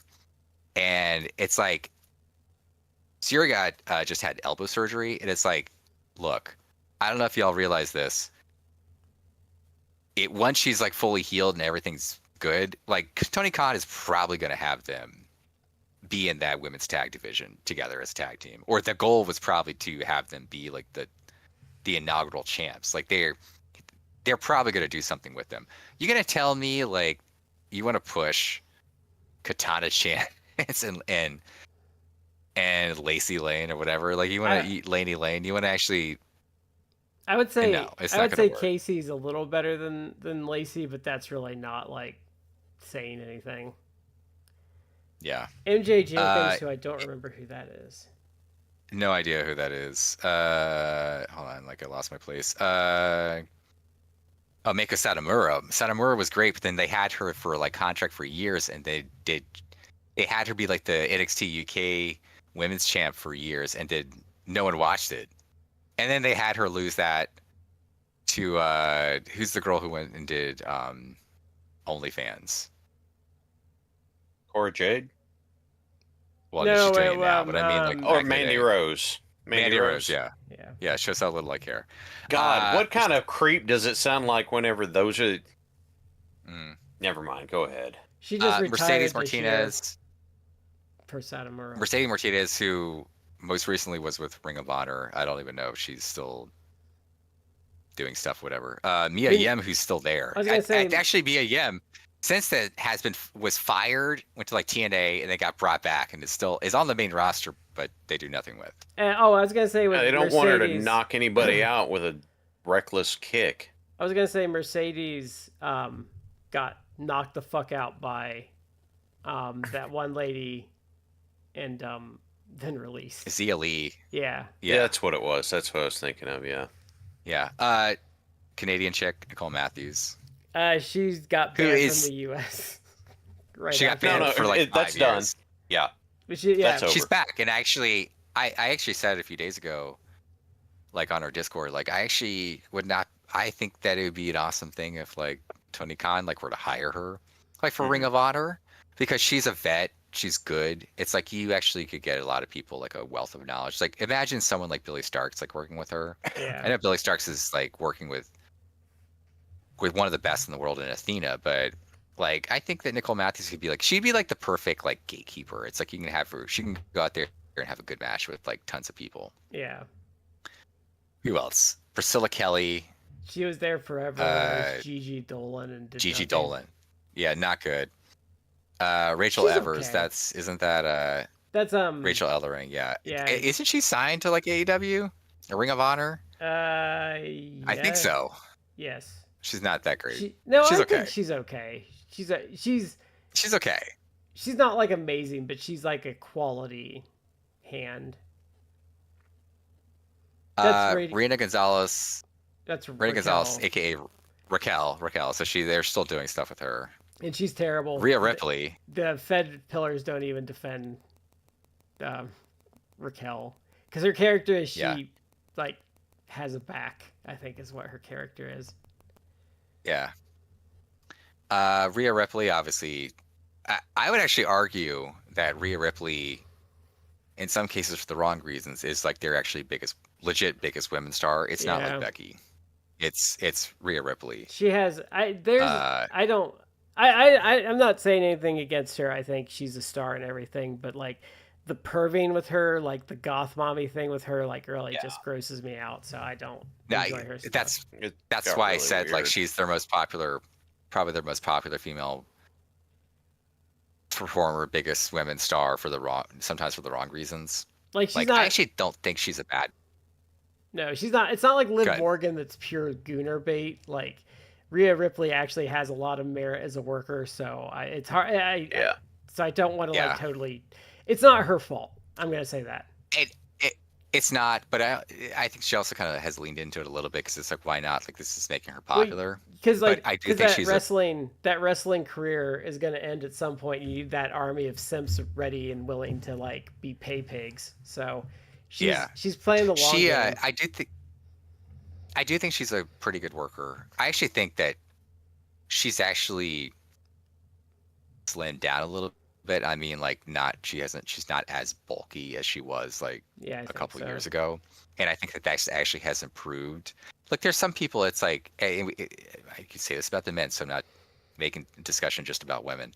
There are men, obviously, we've seen who like they bulk up real big, and it's like, no, dude, don't do that. Your mobility is going to get cut off. Like it doesn't work as well. Especially like some people are built that way. She's like, I feel slimmed down a little bit, and it has made her more mobile, more agile, and everything like that. She's good. I do feel bad for her. Yeah. I was gonna say we've talked about that on the show, that like there's a difference between like functional muscles and like show muscles, and like there are certain people, and you see it in other sports too, like David Boston, and like this is going old school. The NFL like got real into bodybuilding, and it ruined his NFL career because he had the wrong kind of muscles for contact sports and like all of that. So like or you go the opposite direction and you become Adam Cole, and it's like, can you please like eat a cheeseburger or tan yourself? Well, he got rid of the jaundice, so I'll give him that. In Adam Cole's last run, he had leaned up. He had a good look. He was doing well before. Yeah. He got a little too lean though. Yeah. I will say this about Rhea Ripley. I feel bad. I don't know if you saw it. Like there was a clip because they just did what, Clash in Paris. Paris, the pay-per-view. I refuse to call them premium live events, but they did a pay-per-view. I do too. And they showed her like walking like on the streets, whatever, like probably just, going from my hotel to like, a cab or whatever like that. And people like swarmed her, and she had to like, and it's like, that's like, that's also like the WWE, you're cultivating like making some of your women like gooner bait. And it's like, but this is the real life problem. Well, like, I mean, you're going to get this weird stuff. And I know it's on the people. Like, don't do that. You got to remember, it's not the women's fault necessarily. It's also like, you got to be careful. It's a problem with fans. Like, remember, because that happens the other way too. Because like, remember Moxley had like stalkers and like the shit they were pulling with like Renee and stuff. Like, there's just people you gotta chill the fuck out. But no, I often think well, I know for a fact, but like I imagine the pervery that like the average like woman wrestler has to deal with is probably ridiculous. Yeah. So, Ty Conte, who sucked until AEW got their hands on her, she actually just came back after having a kid. Yeah. She was out a while. She was out a couple years. Yeah. But she was getting pretty decent. She hasn't been back long enough for me to really like gauge it. Still has one of the best AEW matches. Mm-hmm. Their women AEW for some reason, like their women's hardcore matches are actually like really good. That match they go hard, man. That match still perplexes me though, because who would ever have guessed that I would have in one of my top AEW matches, it would involve Anna Jay, Ty Conti, Penelope Ford, and the bunny. Yeah. Like, it's just... I think the thing that made that match work so well is that they did not try and do anything fancy. We're going to go out there and we're going to have a brawl and plunder match. And they did. And they didn't try and get cutesy. They didn't try and do fancy stuff with it. They're just like, nope. Simple, hard-hitting, and plunder. Yeah. And then Anna Jay, I loved the finish. She takes the barbed wire, wraps around her arm, puts her sleeper on for the win. And I was just like, God. Yeah. Oh, Matt. That's great. Our favorite is the next one on the list. Podcast. Yeah. Oh, my gosh. I don't. They really. Go ahead. I was gonna say, I have never seen someone with so few merits as a worker get hyped up so much as a future star. Like, I never saw anything in her. And honestly, like, the one thing I will say, I'm gonna be fair. I try to be fair to everyone. Any potential she had went out the window when her legs just kept getting shredded over and over and over again. I felt like this tournament, like they started with like, they really tried. Obviously she was someone's pet project, and I almost feel like it was like Triple H's pet project, because they really kept pushing her, and then her knee exploded, and then she came back, and it's like either the same knee or the other knee exploded. Yeah. And so like between this 2018 and now, it's like 7 years. Like, she really didn't do much because she was like out for horrifically long periods of time with bad, like, horrific knee injuries. And I guess, try to be fair. It's like, okay, yeah, like, that's going to put you on the shelf and you're not going to progress as a worker because of that. But she came back, and it's like, even when she came back and she was healthy, she just wasn't really that good. And they finally released her. And I know I felt bad for her. Because a story came out like earlier this year. She got released by WWE. And she was like, yeah, like, there isn't a lot of interest, like, from other people, like Indies, AEW, like, no one really wants to, book me. I mean, and I felt bad. Yeah, but part of it could be like, well, what are you charging for? Like, how much are you charging? Like, I'm WWE, like, pay me like, $5,000 an appearance. They may be like, no. Yeah, but like, even if she was charging like a better rate, like, it's Tegan Nox. Like, no one's going to come to your show to see Tegan Nox. Like, she's not that good of a worker. She doesn't have that much charisma. Like, you can pick up, like, local women. You can get, like people who have been around the indies. Like, you can get Jessica Havoc. And Jessica Havoc will put more butts in seats than Tegan Nox. Yeah. Problem with being on a big stage and consistently not doing anything is that you cultivate a reputation of people not caring about you. And I don't... It's like, it doesn't matter that you were with WWE for how long. You've cultivated and I even think your reputation is nobody cares. And I even think, like, you see it with, like, talented workers that have, been big deals at points in their careers, but, like, even Mia Yim, you can see kind of, like, the stink attached to her. And through no fault of her own, but it's just with Tegan Nox. Like, yeah, I feel bad, but it's like, well, I mean, it's like, you're kind of not good. Toni Storm, who they did nothing with forever, and then she asked for a release, and then came to AEW and is like on a big kick. Vanessa Craven, who's good. Yeah. Okay, let me just add, Toni Storm is arguably one of the best women wrestlers in the world, and character-wise, is like an all-timer character. Like coming to AEW, the Timeless Tony. It took it. I personally feel like the Timeless Tony gimmick took a little bit to get going, and then it's been like amazing She had to since then. tweak Like some it's things. an all-timer gimmick. Started out Yeah. good, and then it matured into great, which makes perfect sense to me. I do feel it's an all-timer gimmick. Like 30 years from now, 40 years from now, people will look back and be like, "Damn, that was a good like gimmick and a good run." It's like, yeah. Vanessa Craven.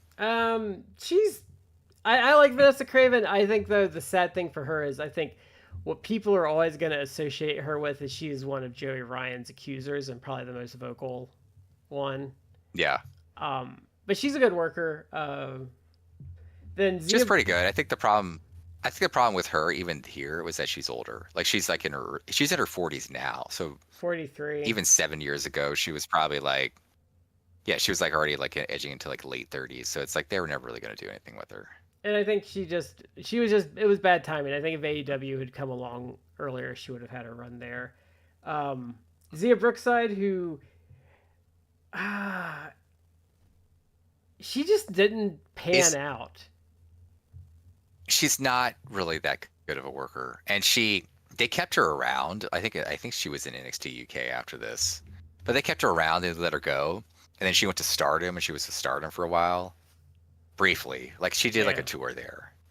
She was I think part of Mina Shirakawa's like unit after Cosmic Angels, and then I think she just got like signed back to TNA, but much like other people, I think it's like a soft way, because TNA is basically like another developmental for NXT. Yeah. Like NXT has basically two sub developmentals, Evolve and TNA. You know, even though TNA is supposed to be independent. She just got signed to TNA. I think everyone is like, oh, shows she's really going to be with NXT. Like, I think it's like a soft landing. She like looked like she had potential, and then she just kind of plateaued. And I also feel like Billy Starks kind of hurt her because Billy Starks was doing kind of a similar gimmick, and she was younger and just a better worker. Billy Starks is better. Zia, okay, look up how old she is. She's probably still in her 20s. She's 26. I think she's I looked. Yeah. She's young, so you could, in theory, think, but she hasn't improved but she's in been like years. But here's the thing. Here's the thing, in my opinion, and Shad can feel free to disagree, Shad. But when you're working at this level, and with this repetition, if you haven't made like serious strides in 5 years, you're not going to get better. Outside of some outliers, like not like someone like being a weekend warrior working like maybe 4 or 5 matches a month. I'm talking about people like in these training programs and oh yeah, if you're there doing it all the time, you should be having more progress, especially after 5 years. Like I'm not talking about if you're not, I was gonna say, if you're not, there's two things at play. Number one, you're not getting it, or you're physically limited, or you've got something that you're not doing. Or number two, the people who are supposed to be training you suck at it. And they're not challenging you. I'm not saying which one it is. Okay? Because hell, I don't know. Like the biggest complaint that I can come up with that I'm pretty certain about the Performance Center is that they have people doing drills too much. It's because it's harming people there. I've heard it's a hug box, so you don't get you don't get negative feedback there.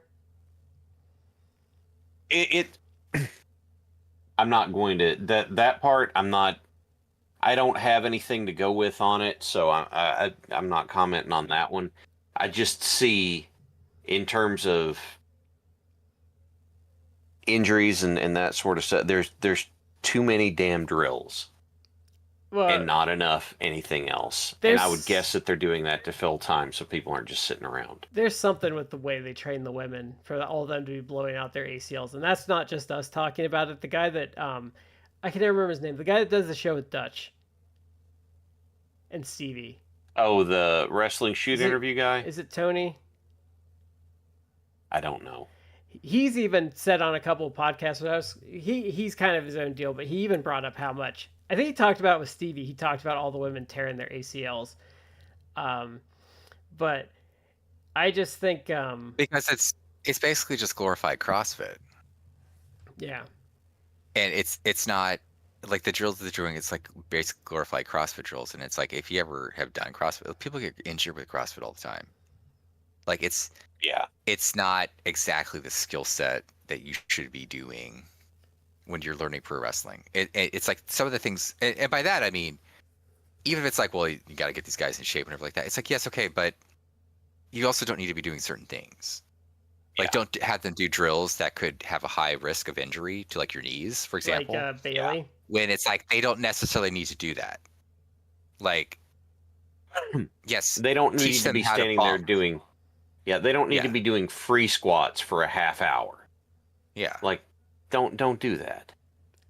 I think the evidence we have suggests they don't give negative feedback, because you see certain people making the same mistake over and over and over again, and like especially with the women, like they really need an agent after that match to be like, never do that again.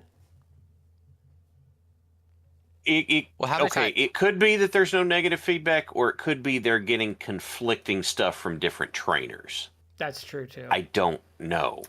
That's why I don't want to throw anything on that. It's also like, what are you training them? Because it seems like it's a heavy focus on obviously like choreographing a specific match. Because how many times have we seen on NXT like this stuff that's being like aired on TV? It's like how many times, especially with the women, it's like something goes wrong, like a miscue or whatever, which happens. Like Shaq can tell you, like as a wrestler, it's like it happens.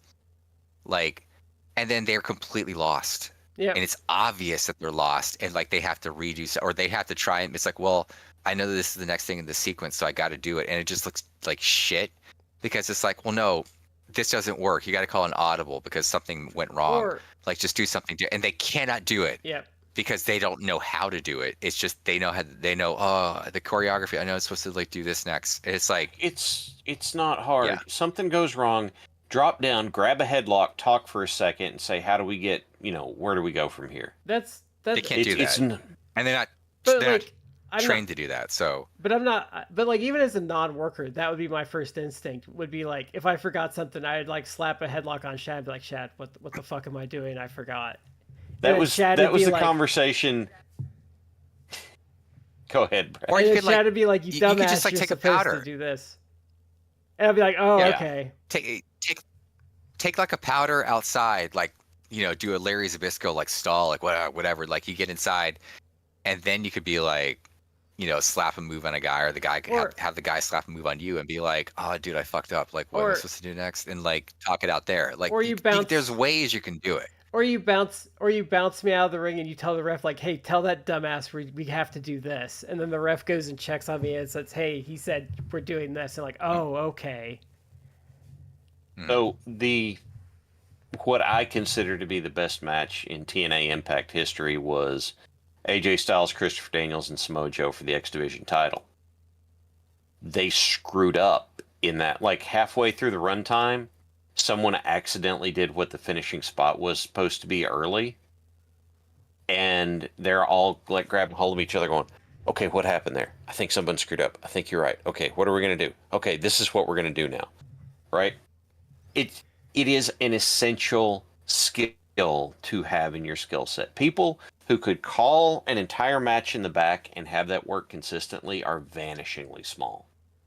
And like there's a level of good you have to be that is just there's not a lot that can do it. And we've seen botches on this show that weren't big deals. Like there was one with Barbarian and Wrath where Wrath slipped because he was like, Barbarian went to throw him into the ring post on the outside, and he slipped, and Barbarian just grabbed him and rammed him into the ring post, and they were right back where they needed to be. And then the Sting Mike Rotunda, they messed something up. And all they did was Mike Rotunda like took over. They went into the ropes. Sting countered something, and then they went back and did the spot like again, or went where the spot would be. Like it's real easy, like to just improvise for like 2 seconds and get back where you need to be. Yeah. If you need to, grab a hold of the other guy and say, okay, I'm not sure what happened there. What do we need to do now? Or just go to the next spot But if it makes sense. yeah, But like you just see them fall.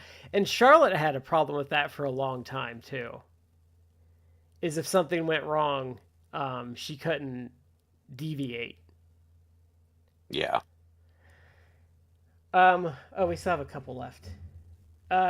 Zia Lee, who we just talked about, who is what's her name now? She works in TJPW because I had to laugh. Oh, Lei Ying Lee is. She's done a couple tours, like or a tour. Like she's not a regular, but I had a funny. she's also. I had a funny moment. I'm like, Go ahead. who's this? Who's this chick that like sucks? And I looked her up and it was Zia Lee, and I just laughed. Yeah, like, oh yeah. She's got like Chen Yi Li or something like that. Yin, I just said. Look, I give her credit for like still trying to. I think she was with TNA. Maybe She she's still was, with she TNA. was. She was with TNA for a while. Hey, look, I still give her credit for trying to do something in the industry, but she's also 37, and it's like, it's not gonna happen. Like, it's just not gonna happen. Like, you should be wrapping it up, but it's just not very good, and she injures people with her kicks. So I think she's been a little better. On She's the indies. careless. Yeah, she isn't. Yeah. She's in TNA right now. Hooray! Oh, and then we have, let's see, Zatara, who I don't even know who that was now. Says she's from Chile. She no doesn't idea. have a- I don't remember. And then we just saw her on AEW, but Zuxus, who still sucks. Sixes, yeah. Wasn't she the one who Mercedes won the belt from? Yes, that is the same person. Because remember, I I said thought that match was okay.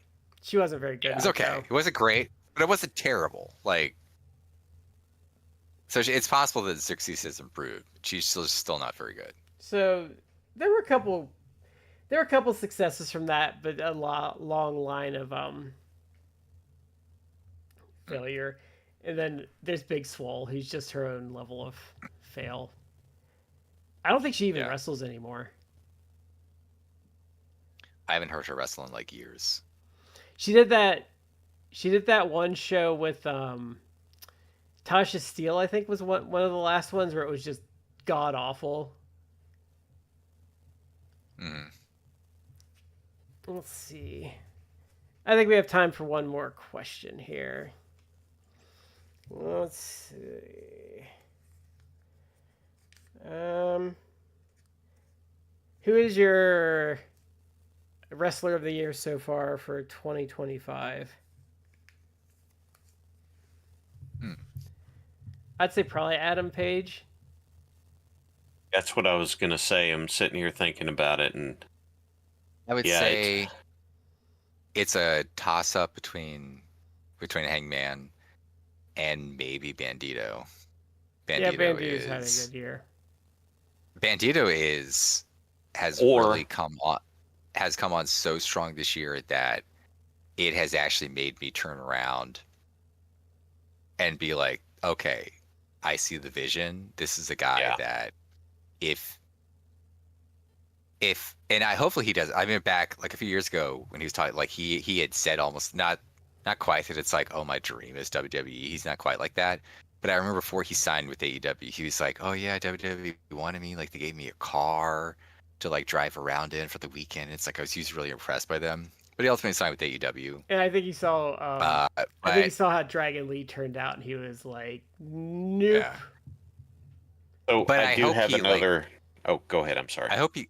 I sorry. Let me finish real quick. I hope that he does long term stay with AEW because I can see the vision where it's like you actually could put the world title on him.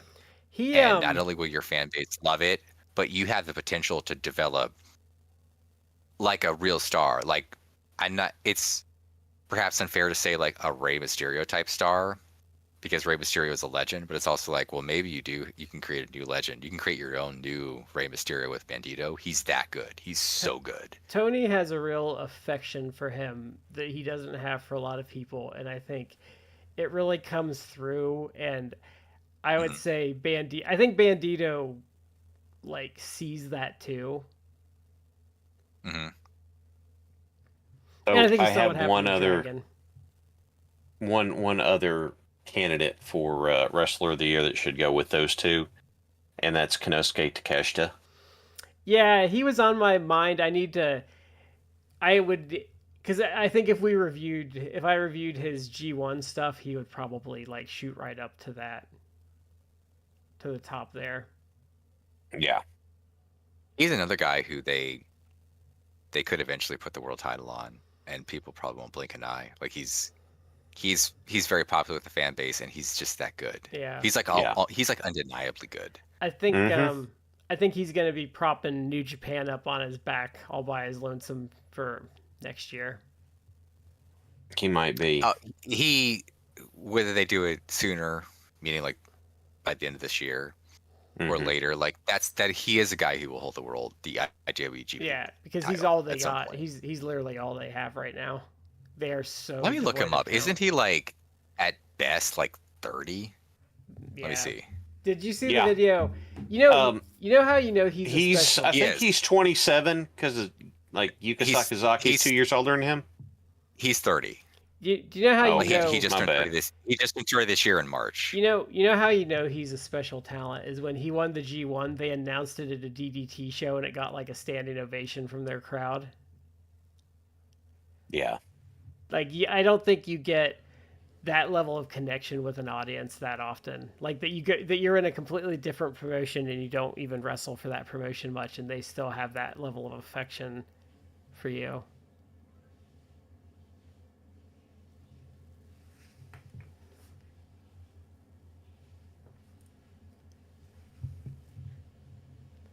Let's see. There could be a CMLL guy because I would say CMLL is probably my promotion of the year. Many people are saying this. People will probably make the case that Mystico Yeah. Yeah, definitely. or Moscato Gerada maybe. Yeah, I would say him too. Like I haven't seen enough CMLL, Yeah. but it just got announced today that, or by himself, but Hechicero just announced like, he's on a dual contract. Yeah. And between CMLL and AEW, and I think that there's probably, I mean, people like Meltzer, people like Rob Viper, Lucha Blog, they've even intimated it's like, no, there's actually quite more people who are on dual contracts.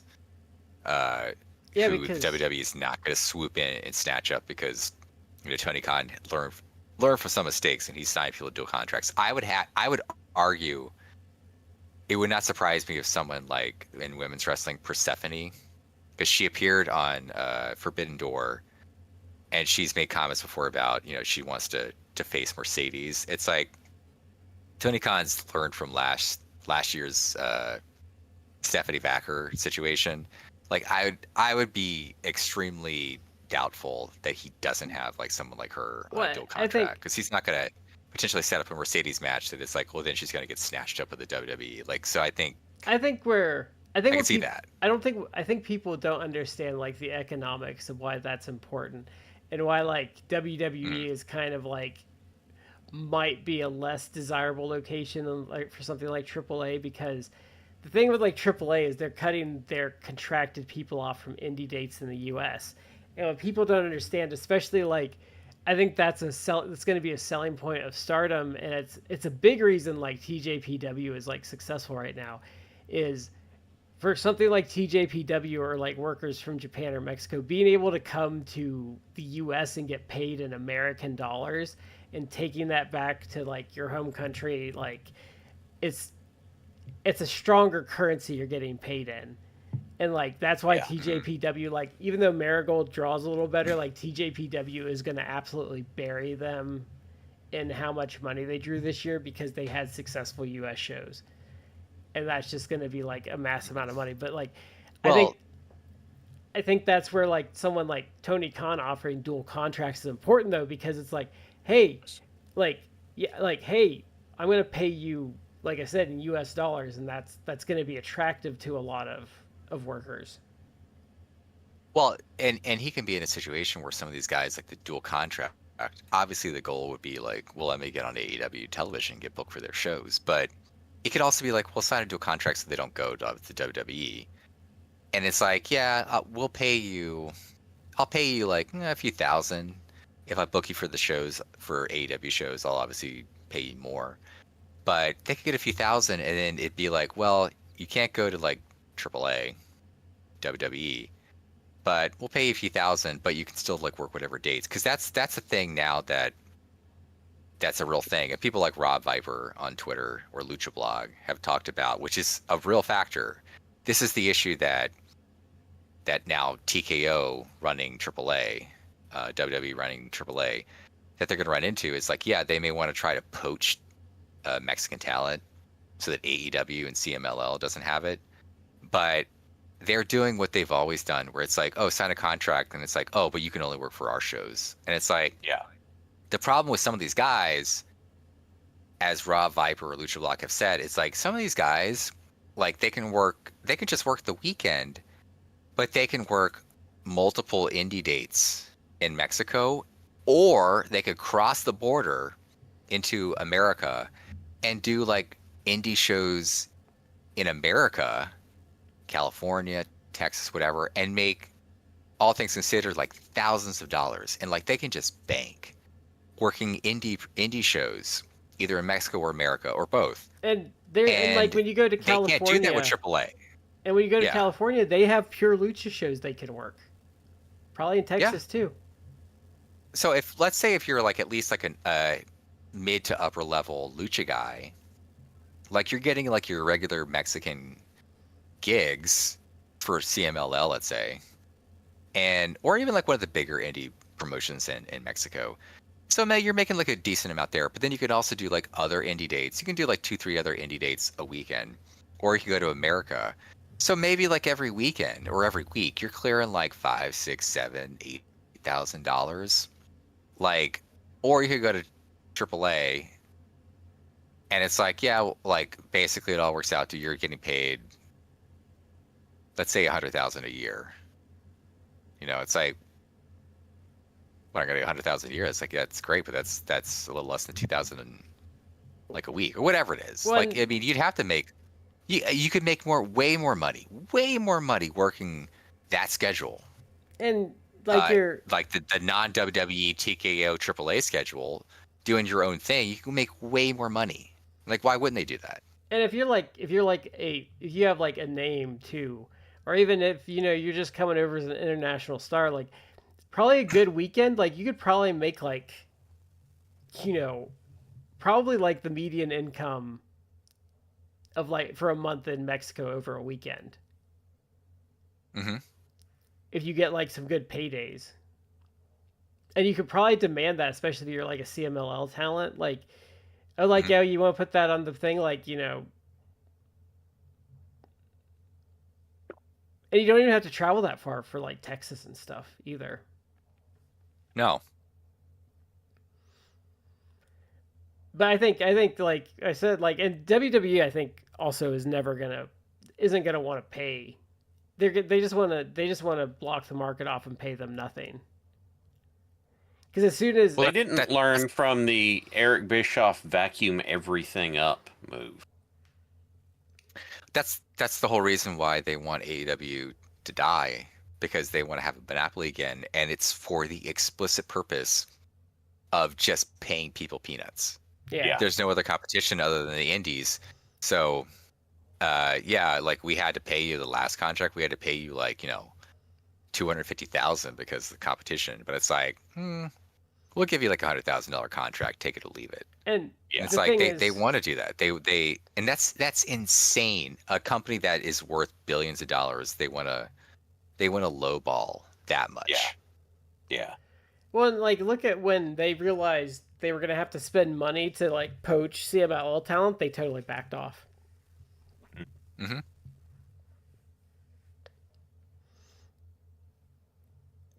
Did you have any names, Matt, for Wrestler of the Year?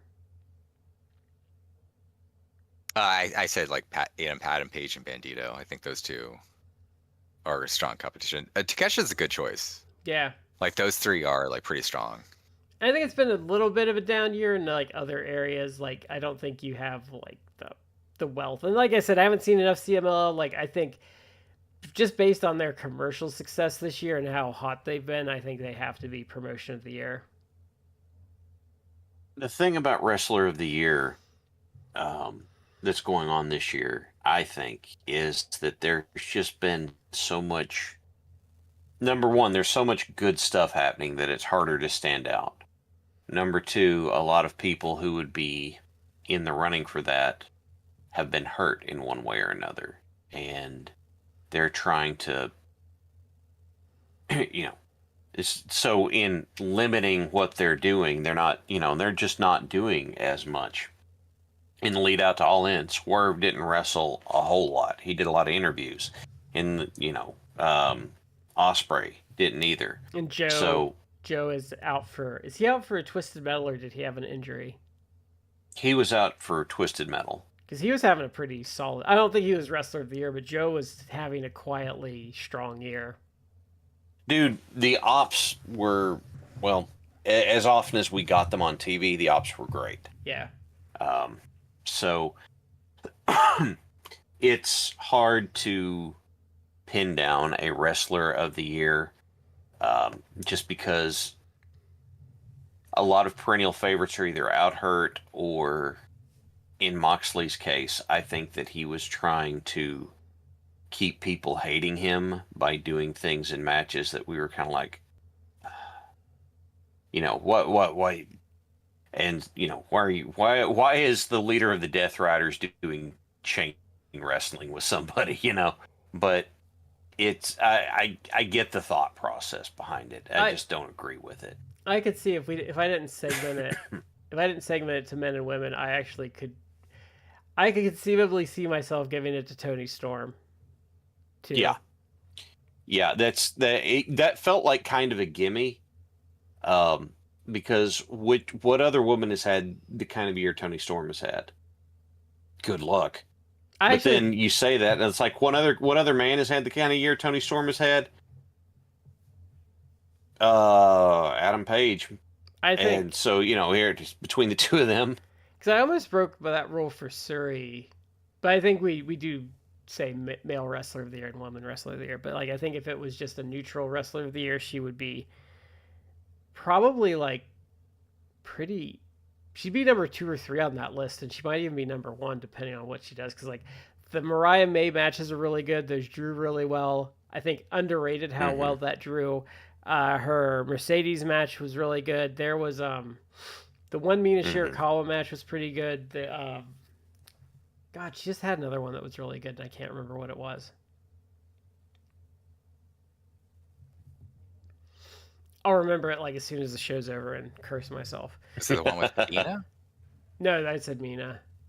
There was a recent one that she had that was pretty good. I don't remember what it was. I would look at her cage match, but that would be boring to listen to. But I think that's about it for this week. Yeah. Anything else we want to discuss real quick before we head off tonight, other than I found my bag? Athena. Yeah, the Athena match was good. Yeah, Forbidden Door. Yeah, I was like, yeah. No, that's actually a fair one. I should have been more considerate about the women's wrestling. Like, yeah, she. Well, I mean, this is going in all. We're a little bit away from like year-end awards, but it's getting closer than you think. For people who watch like Joshi wrestling, like the Tam Nakano, Saya Kamatani. Yeah, so I always like mess with the names. Basically what wound up being Tam's retirement match, like that match is a good match. I think Dave Meltzer gave it 5 stars. It's deserving of 5 stars, but that is one of the most, in terms of actually like storytelling, it's one of the best matches of the last few years. And it's one of the best women's matches in terms of storytelling in the last decade. It's pretty up there. It's fantastic. Like I was like, wow. Like even if you don't care, like it's it's really deep, layered storytelling. He gave another So Joshi. that would be He gave another that'd be up Joshi there. match 5 stars this year. I think he might have given 3. He's given like 3 or 4, like 5 stars. It's Dave, people are mocking Dave because it's like, oh, you finally, bro. Because that's the joke. Like a really great women's match, he'd be like, 4 3/4. It's like, come on, Dave. Like give a 5-star match to the women's wrestling, but Well, Joshi's been weird this year because I think Joshi in general has been a little down this year, but like they've had some really high end stuff this year. it has been. But I think overall, like Stardom has actually been a little bit up in terms of like attendance and ticket sales. Yeah. What was that? There was one So they've been doing pretty well. oh, there was one I think he gave. I wish I could easily see like what he's given 5 stars to this year. Let me see if I Google it. Not my camera. I hate iPhone some days. Let's see, Dave Meltzer. Oh yeah, I ain't touching an iPhone. 2020. I didn't for a long time, and then they pissed me off. Oh, here we go. Let's see what he's given. Please be sequential. Oh, thank God. Okay, let's see here what he's given 5 stars to this year. Almost there. Okay. A lot of stuff if you haven't guessed. Okay.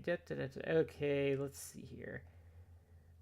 The most recent women's match he gave was June 21, 2025, Suri versus Suri, Okay, he gave which I haven't seen. he gave Cosmic Angels versus Neo Genesis 5 stars. That would be Saori Inouye, Tam Nakano, and Natsupoi versus Azumi, Starlight Kid, and Mia Emasaki. Kevin. And then the Seiya Tam match he gave 5 to. He gave both their matches And 5 it's stars. Mm-hmm. Sari versus Suri from June at Stardom, he gave 5 stars too. Yeah. And is that it? For Joshi, Yeah, Tony that's Storm what- versus Mariah May, he gave 5 stars too. And then I guess Io Sky, Rhea Ripley, Bianca Belair at Mania, he gave 5 stars too. Which I haven't seen, but don't know if that would be 5 stars, but Let's see. Yeah, so I mean, I can see giving the Hollywood ending match 5 stars. Yeah, I need to watch the. I think I haven't seen one of the Tam Saya matches. I've been a little negligent on my Stardom watching this year. Mhm. I think I saw the Suri match though, because I try to watch anything Suri's in. She really won me over with that tag we watched last year. Hmm. And she puts a lot of stuff on her YouTube channel from other promotions. But I think that is it for this week. Thank you for joining us as always. This has been Matt, Shad, and Brad. We've been in 3 corners and you've been in the 4th, and we will catch you next time.